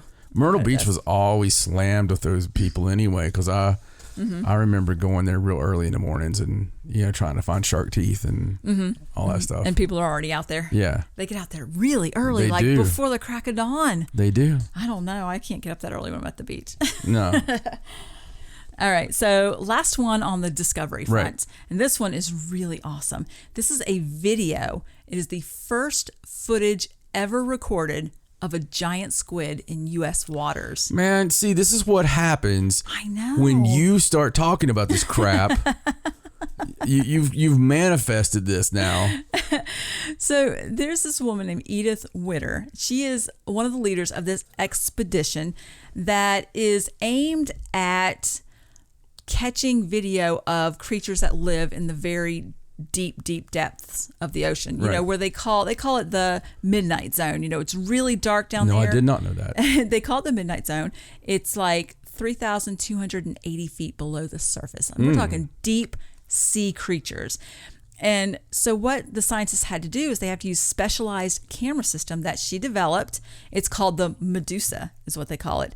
And it uses red light that's undetectable to deep sea creatures, but it allows them to see down there just a little bit better, you know, and be able to see some of the things that you can't tell what's down there. So this is the first time a living giant squid has been filmed in this area. And how they did it was they put the camera down there and they put like a fake jellyfish, and it kind of, you know, mimicked a jellyfish, and hopefully they were hoping to bait the squid and bring it out. So they've been doing this for a long time, and there was only days to go until the end of the expedition. Right. And they just were constantly filming this, and they would have to sit there and watch all the footage. So after they finished filming, they were watching the video, they caught this amazing, you can see, it looks like this arm coming up out of the depths, and it's so creepy. And all of a sudden it splits into all these arms and tentacles, and it's like touching the jellyfish, and you can tell that it's coming out, but then all of a sudden, I guess it realizes it's not real, and it just slithers back down into the deep. So you don't get to see the whole thing, but you get to see those arms come out touching it. Now, that's not even where the weird part of the story stops, okay? So they got this footage. And as they were looking at it, like the whole team was in there, they were all excited and they were watching the footage and they were like, this is amazing. We can't believe we captured this. Lightning hit their boat, like hit the boat, and they heard it and they went out there and there was like all this burnt area on their boat that they had to, and they were like freaking out because they thought that they were going to lose their footage off their computers because of the storm. Like the storm was brewing up. So they realized that the footage was okay, but they were like, we got to get back and get somebody to verify this. And so right after that, right after the ship was struck by lightning, a couple hours later, they had a water spout, which is like a weather formation. It's like a tornado, but it's water. Right. That came up right next to their boat. So it's like all these weird things were happening to them as they were trying to get this footage verified. But it all ended up fine. They ended up contacting someone that could look at the footage and say, yes, that is a giant squid that you have filmed. That's nuts. And it was just so weird. Yeah, I mean, it's nuts, man. It was like he called in his alien buddies and they were just like trying to kill him. What the hell? I know. Isn't that crazy? Oh, Jesus. And this was in the Gulf of Mexico, by the way. I don't think I mentioned which one didn't. is in the Gulf of Mexico. And the study is like an NOAA study. They're studying the impacts of light deprivation on deep sea creatures that live down there where there's obviously no light. Right. And so it's just, they've seen these things where they've washed up on shore dead. They've never gotten the film of them alive. And, you know, I know we talk about octopus a lot and how crazy they are. Giant squids are insane. That's where the legend of the Kraken comes from, you know, because of the arms coming up and how big that they get. And it's got like 8 arms and 2 tentacles. It has the largest eye of any animal that they know of. It's got a beak that can rip flesh, and it has a jet propulsion system that can go backwards and forwards. So they can swim both directions.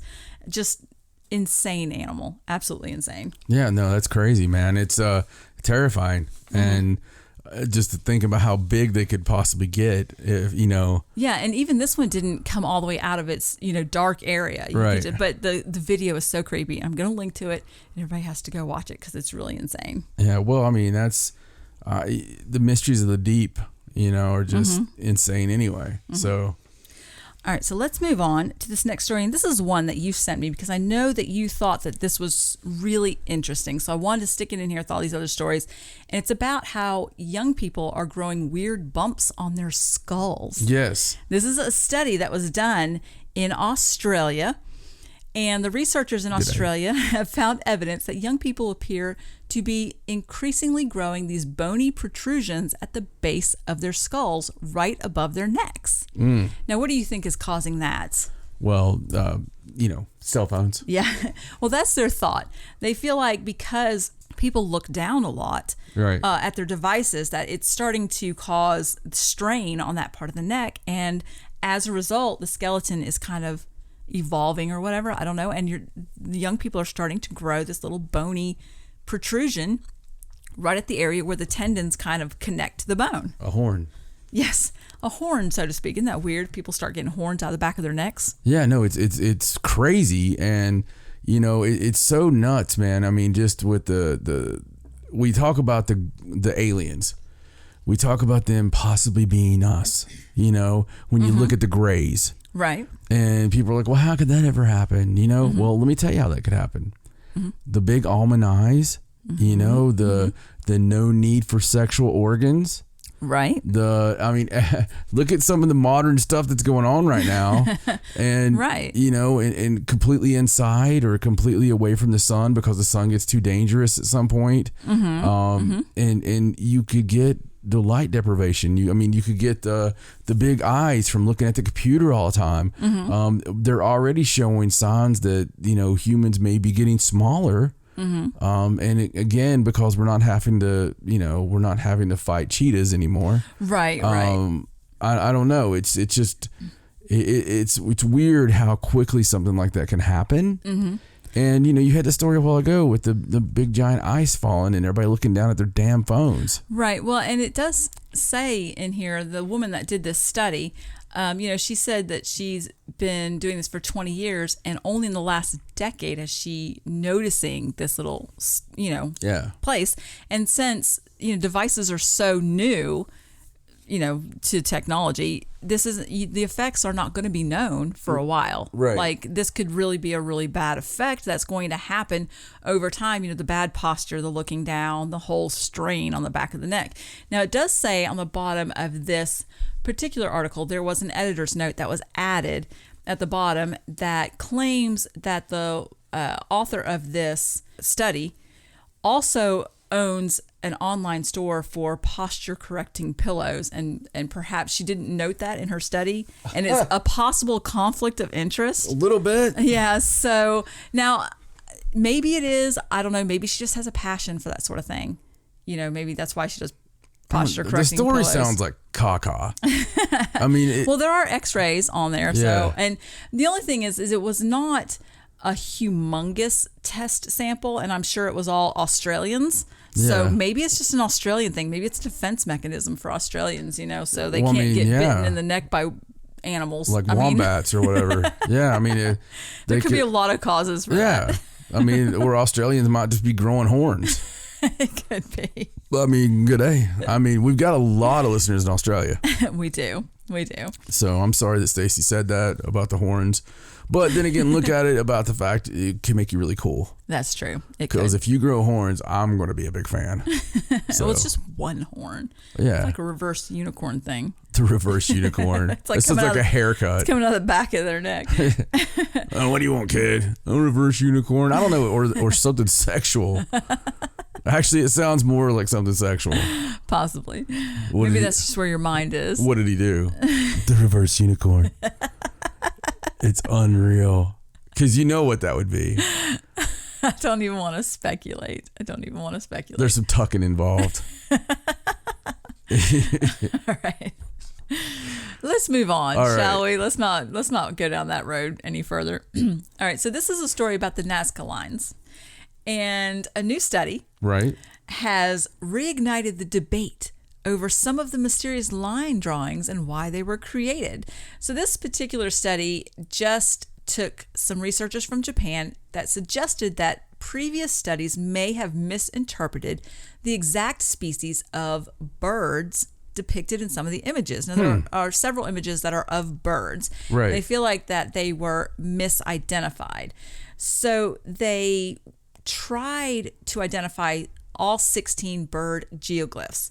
However, they were only able to re-identify 3 of them out of the 16. Wow. And what they did was they looked at specific areas of the it's a geoglyph. It's not super detailed, but they tried to look at like the way the wings were and the feathers and the beaks and things like that. Right. So the first one that they gave a more distinct description of was the one that was just supposed to be called the hummingbird. Right. And they said it's actually a hermit. But a hermit is a specific subgroup of the hummingbird. So it looks kind of like a hummingbird, but like the feathers are different and the beak's a little different. And they claim that this is more of the hermit bird and not just a hummingbird. Dude, it looks like a hummingbird. It does. Well, I mean, I guess that bird looks like that. I've always looked at it and seen a hummingbird. Well, the second one was simply described as just a bird, and they claim that it depicts a coastal dwelling pelican. And the third, that was formerly believed to be a guano bird, is Actually, also an African swallow. Is also a pelican. They claim it's also a pelican. But the thing that's really weird about this is these are all exotic species to the area. Right. Supposedly these birds that are being depicted are not, local birds. They're not things that you would normally see. And so I thought it was interesting that they were trying to at least glean some more information. Well, I mean, from these geoglyphs. But I don't know. It's really hard. I mean, they're so big and oddly made. It's not like I said, it's not a lot of detail. It's ridiculous anyway. Like it's a terrible area as far as the elevation. Mm-hmm. The Nazca lines, have always been very weird to me. I mean, obviously, it's just when it's that big and it's only made to be seen from the sky at a time when there was no reason for that. Mm-hmm. It's always been insane. And then if they are doing it for somebody in the sky, why did they pick what they picked? Right. What kind of thing is that? There's so many. Yeah. What is it symbolizing? Mm-hmm. It's just really strange. They've always been. They're one of those things that has always been for us, so it doesn't seem as odd. It's like, oh, hey, the Nazca lines. Mm-hmm.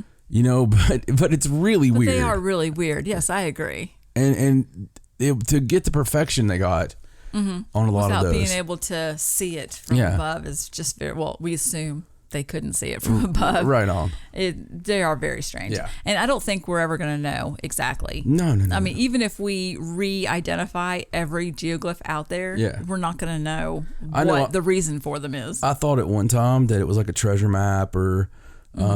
like which way is the guy pointing? Stuff like that. And then the other time that because I put a lot of thought in these stupid things. Mm-hmm. The other time I thought about it, I wonder if they're covering something, like you're supposed to dig there. Mm-hmm.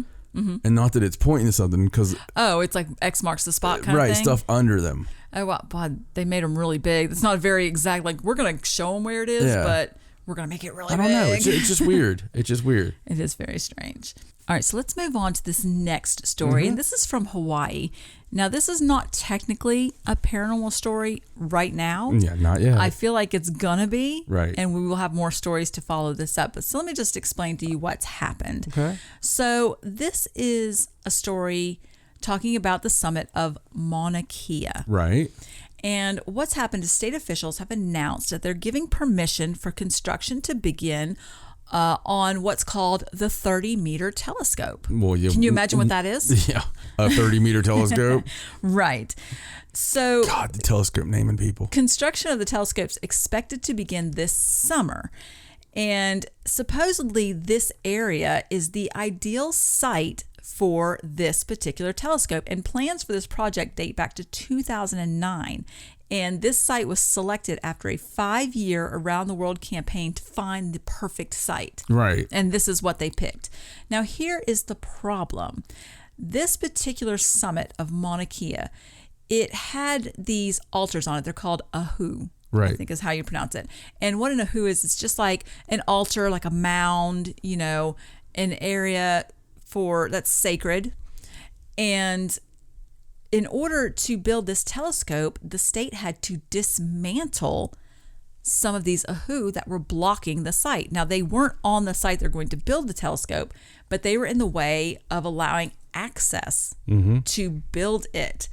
So instead of, just going around them or figuring something else out, they completely dismantled whatever was up there. Oh my God. So Native Hawaiian activists and people that kind of opposed the building of this telescope said that the structure has been used for years and that it was desecration, that's, sacred land. Right. So what's happened now is they've gone up there, and some of the people have gone up there and built a new one without a permit. It's not sanctioned or anything, but they wanted one to be there.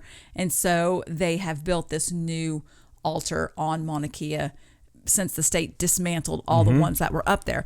So what I feel is that the reason I say this is going to be a paranormal story is I feel like now that they've, desecrated this area, they've taken down these sacred structures to build something that's just going to get them a profit. Right.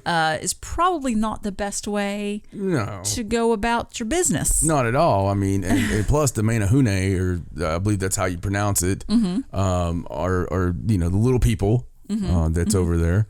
There's a lot of evidence for them. Yes, and absolutely. I could see them being the protectors of such things. You desecrate these sacred sites, and to put a telescope. I mean, it doesn't seem. What kind of people just do this? It makes me so mad. I know. It makes me so mad whenever I see something, even on more recent things. When I see a 300-year-old house tore down for some, like a parking lot or something. Yeah. It just makes me so mad, man. It It's does. just, this stuff should be protected, especially when you get to this, when you get to stuff that is native, stuff that is, for the indigenous people. We need to protect that. We need to, it's just all the atrocities that have happened over time with the indigenous people all over the world, no matter where you look. And all in the name of exploration or, advancement, science. If that was Iceland, they would build another mountain Yeah. to put that telescope on and not take down, Right. any kind of ancient structure. Yeah, they would. And everybody should be that way.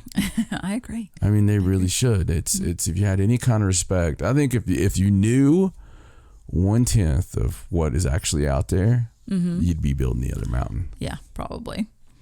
All right, so let's move on. This is a cool story from a Newsweek, and it's about Zach Baggins. It's not a TMZ article this time. It's a Newsweek article. And this is something that happened at his haunted museum. Okay. Which I can't believe that our friends didn't go visit when they went to Vegas before their wedding. So they did their honeymoon before their wedding, and they went to Vegas for how long were they there? A week? Like a week, yeah. They did everything. They did all kinds Hoover of down. things. They went to Grand Canyon. They could have gone to the haunted museum. Yeah. And they didn't go. Totally would have went there. That would have been our first stop. Oh yeah.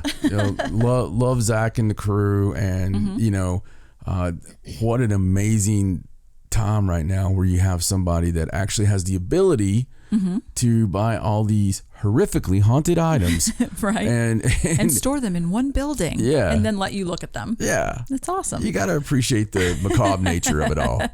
Well, this is a really cool article, and there's a video. It's a security camera video that shows this woman who faints at the museum after an orb touches her. Whoa. And you can see it on the video. It is very crazy. So Zach actually shared the video with Newsweek, and he explained that the light orb is seen touching the woman quickly before it shoots off camera, and then the woman faints. It's just not even a few seconds before it hits her in the back, and then she kind of loses her footing. And, Zach said that she was about 18. She was young. It wasn't like somebody that was sickly or anything like that. So one thing I really liked about this article is he does his description of the video and why it's a real orb and not. He's very thorough about explaining, because orbs are pretty controversial. They are. In the paranormal. Yeah. Everybody knows that. And a lot of times you can, dust or bugs or whatever. Right. So he always makes sure he goes through this big, long explanation of why it's a legitimate orb and why it's not a dust or bug. So in this particular situation, he said that the ball of light is seen traveling in front of this man with a white shirt, which means it was about 10 feet from the camera. So he could tell, because it's his building, Right. How far away that was. And he said that if it had been a tiny dust particle, you wouldn't have seen it that far away, because you see the dust particles closer to, the cameras. And if it had been an insect, you would have been able to distinguish it at that distance, like the wings or the jerky pattern. And this one didn't do either of those things. Like, it didn't fit the bill for either of those. So it was, obviously just a regular orb. And the timing of it was really unusual, the way it touched her, and then she immediately fainted. Right. So very crazy. I know he had talked recently about his cameras capturing an orb touching a man during a tour, and that man didn't faint, but he reacted to the touch. So even though it's just this little light orb, obviously there's something else going on with that. So I think over the years, and like you said, the orbs are very controversial because there's people that are very passionate about it one way or another. And I think that's because at first, during the paranormal craze, orbs came to the forefront, and everybody was overusing dust and... Well, I think they were being overanalyzed, perhaps. Going too deep in and zooming in and seeing, pareidolia and what have you. And again, not saying that there's not faces in there. Right. Not saying that at all, because as we've discussed before, a spirit can choose to do whatever they want to try to communicate.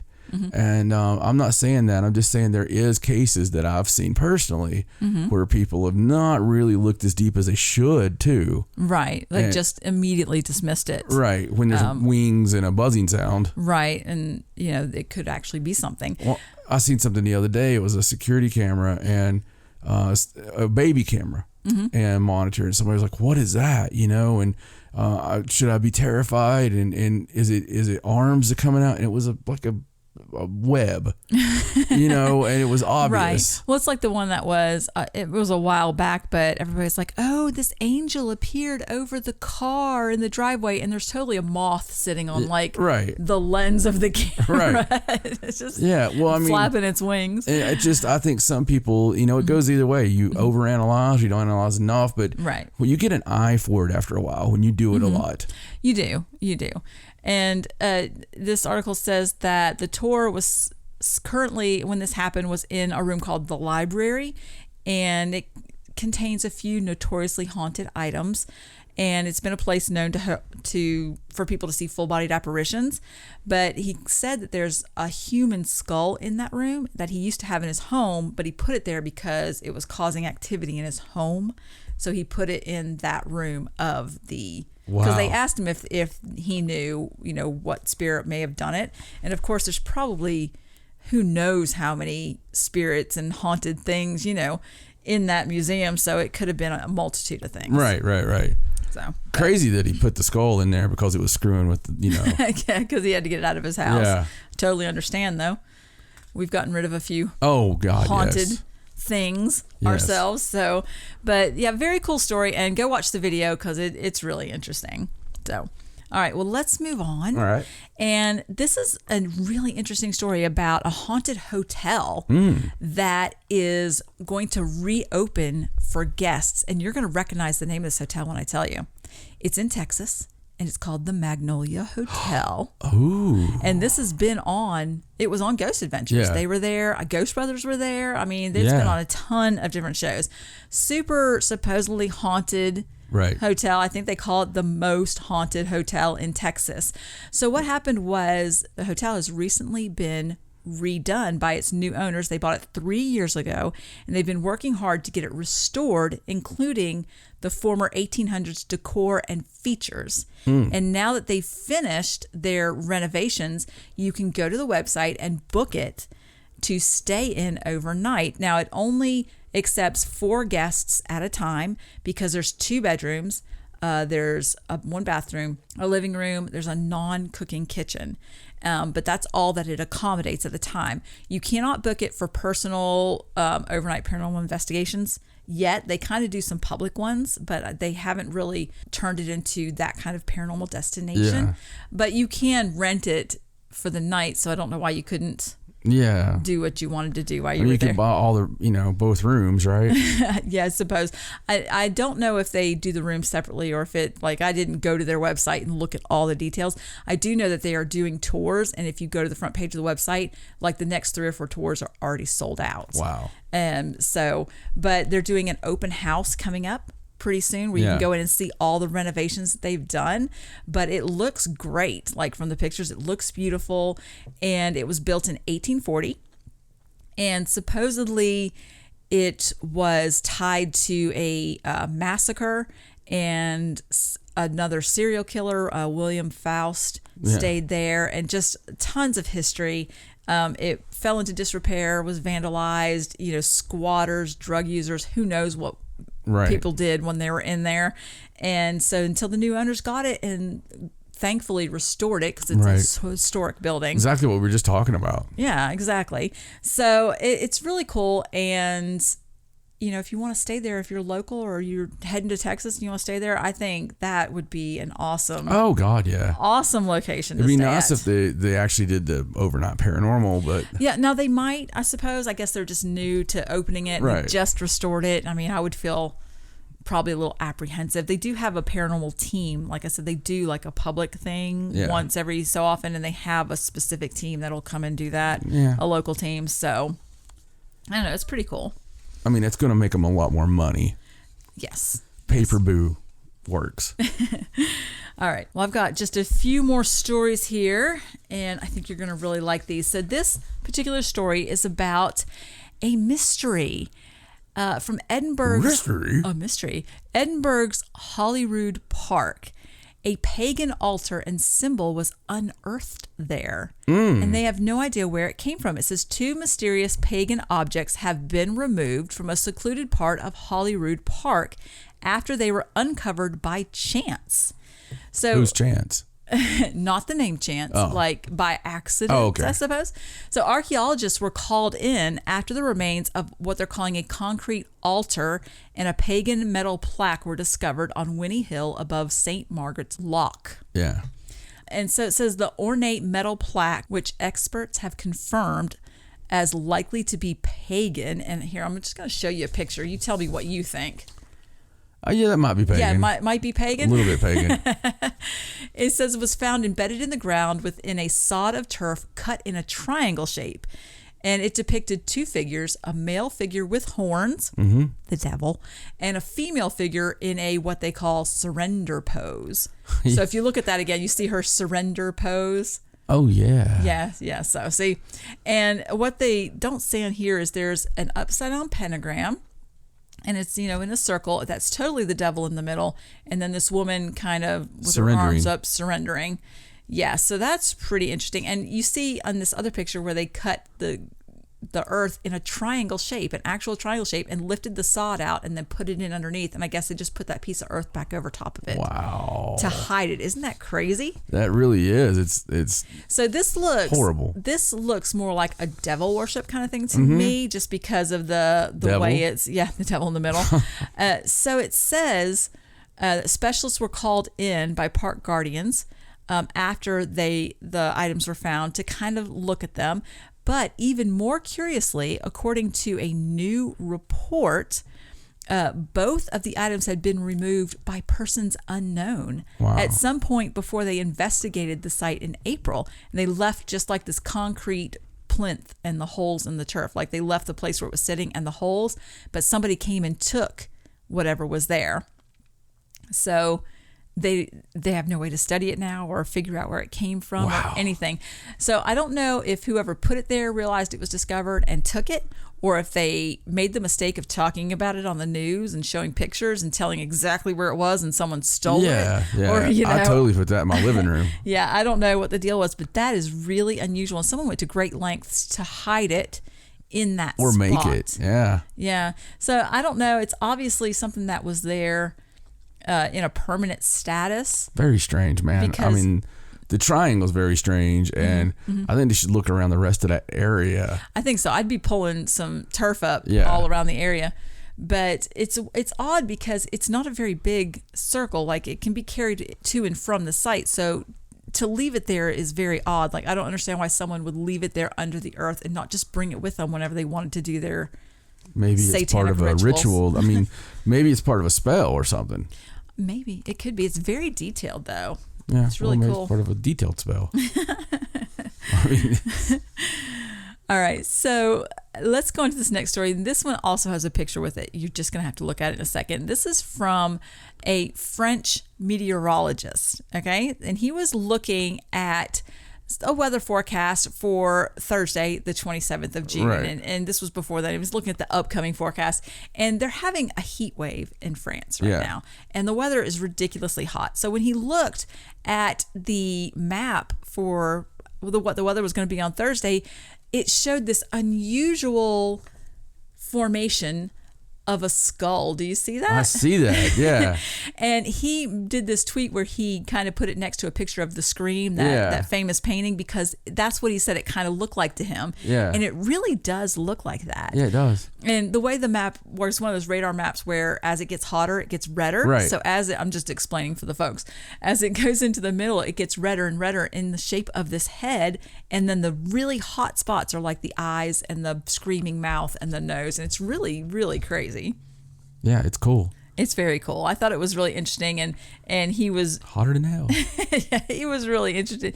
He tweeted it out, and he was like, this is just my own interpretation of this, but this is what I totally see. And you can really, even if he hadn't put the little picture of the Scream up there, that's what it looks like. No, it's awesome. Very cool. All right, so this next story is about a German cornfield. Ah, that's weird. Yeah, it is. So there was a mysterious explosion in this German cornfield. And it says that residents in Albach, Germany, about 4 a.m. on Sunday morning, they were all mostly asleep. They were jolted awake by a sudden blast. And it said something seemed to have exploded large enough to feel like an earthquake. And there was this massive crater in a cornfield, and that's all that remained. This huge, massive crater, and there's a picture of it. It's insane. So what they're thinking was that it was probably a World War II bomb that had been there under the ground that nobody knew about, and that it just exploded. Sometimes they can explode without any outside force because they decompose. But if it's a cornfield, they would have had to plant the corn and work the corn. Yeah. You would think that if that bomb was there, that it would have been not so deep that, I don't know. It said the hole measures 33 feet wide and 13 feet deep.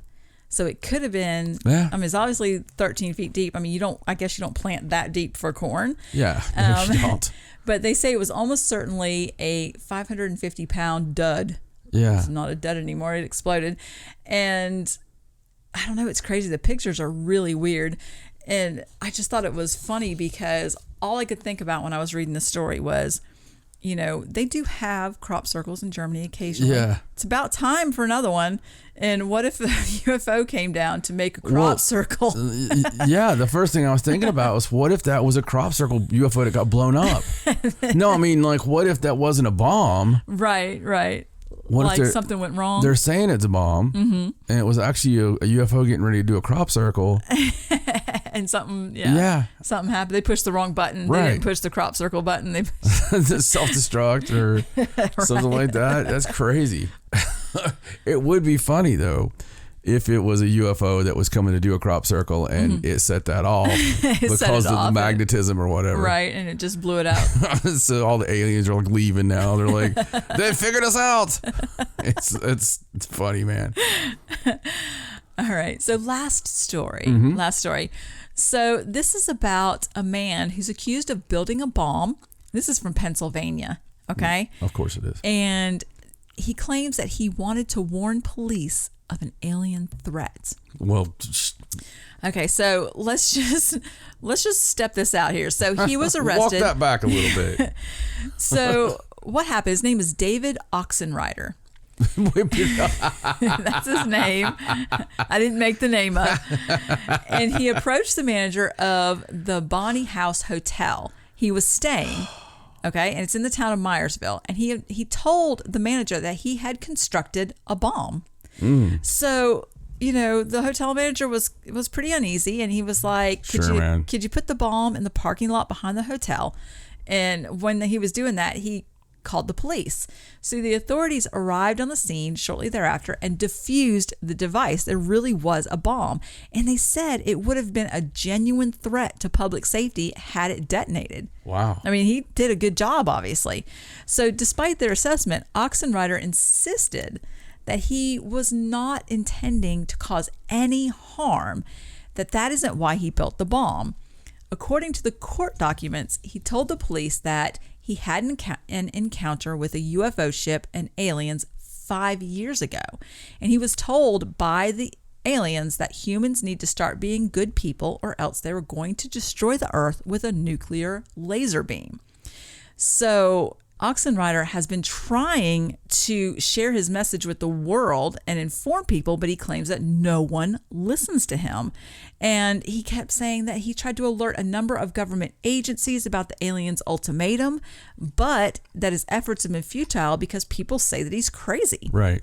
And so he claimed that he built the bomb so that the police would talk to him about the alien threat. And obviously that worked, because the police came but and he here got to we talk are to him. laughing about it. No, I know. But he is facing some serious charges of manufacturing a weapon of mass destruction and causing or risking a catastrophe. And those are serious charges. And I feel bad for him because maybe he did just want to tell somebody and he couldn't find the right person. Looks like they could polygraph him. And, at least it would show that, I know polygraphs are beatable, but at least he'd have a start.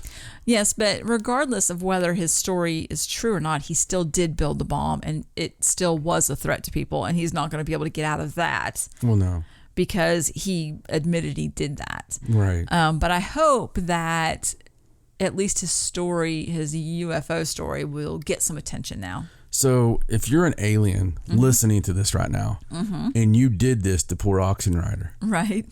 Number one, the guy's name's Oxenreider, which may be one of the coolest names I've ever heard in my life, because I just picture this dude's like ancestors, and everybody got their name that way, and I just see these guys with their helmets and their gear on, and just. Oh no, it's the Oxenriders, so this guy's already in my cool book. Right. And then he builds a bomb that actually, could be build a damn good bomb. Yeah. So I don't know. I mean, it's one of those things I said before. There's prisons full of people that are probably telling the truth. Yeah, probably. Probably. So that's just really freaky. I mean, he had to live with that for 5 years of people not listening to him. Yeah, it's frustrating. It's probably very frustrating. I'm sure. I mean, if you saw like a freaking thing and nobody believed you, nobody listened to you. I'm not entirely sure how you go from nobody's believing me and thinking I'm crazy to I'm going to build a bomb so they don't think I'm crazy anymore. 5 years? Like, well, he said he wanted to talk to the cops. Right. Like he wanted someone to listen to him. I don't know. If I ever want to talk to the cops, I'll just knock you out. I'm not going to build a bomb. I'm sure I'll get them over here just as quick. Right. But in that way, you can back me up. You can be like, "Who just wanted to talk to you?" It seems like it would have been less trouble to maybe speed. Yeah. Drive quickly in your car. Oh, yeah. See, I'm a guy, so I didn't think of that either. I mean, you could just like reckless driving or something. Yeah. I don't know. Public intoxication. Yeah. Of course, you probably wouldn't be taken seriously if you're intoxicated, but. No, that's true. That would probably be adding to the. Yeah, that'd be adding to the. Maybe a sit-in. A sit-in. Well, no. I mean, like a sit-in in a library or something. So they know you go to the library. Mm-hmm. They know you're probably, smart. You might have went to Berkeley or something because you're, you're just doing a little protest, and you could just sit there. And then when they finally come and they're like, "Look, you're gonna have to leave," you'd be like, "Look, number one, my name's Oxenreider," and they're like, "Holy oh, sorry, dude, we had no idea," and number two, I was probed, and they used a reverse unicorn. And once the cops hear about the reverse unicorn and it gets all explained to them, they'll know that it had to be an alien that came up with it. Obviously, had to be. But I appreciate the news. Oh, you're welcome. All right. Well, you can tell sometimes that things are crazy. The way you can tell things are crazy, well, it's when John and Stacey start on John's birthday and end damn near the end of the next day. No, the sun is up. It is well up in the sky right now. Mm-hmm. And we started before midnight. And it is, what time is it, Stacey? Let's see. 7 a.m. It is 7 a.m. Why does it take us so long? Well, it's weird stuff happens. It does. Every time. There was a lot of weird stuff tonight. There was. We even had to stop for an EVP. Mm-hmm. We won't tell you guys where that's at, but there is a John if you listen close enough in there. There is. At one point. But yeah, it was just one of those times that it ended that way. So we'll be going to the cabin now, and yes. Hopefully we'll send you some live videos and, the safe kind, but since we got to get out of here, I'm just going to say, for my lovely wife, Stacey, my name's John. So long from the Sad Show. Good night.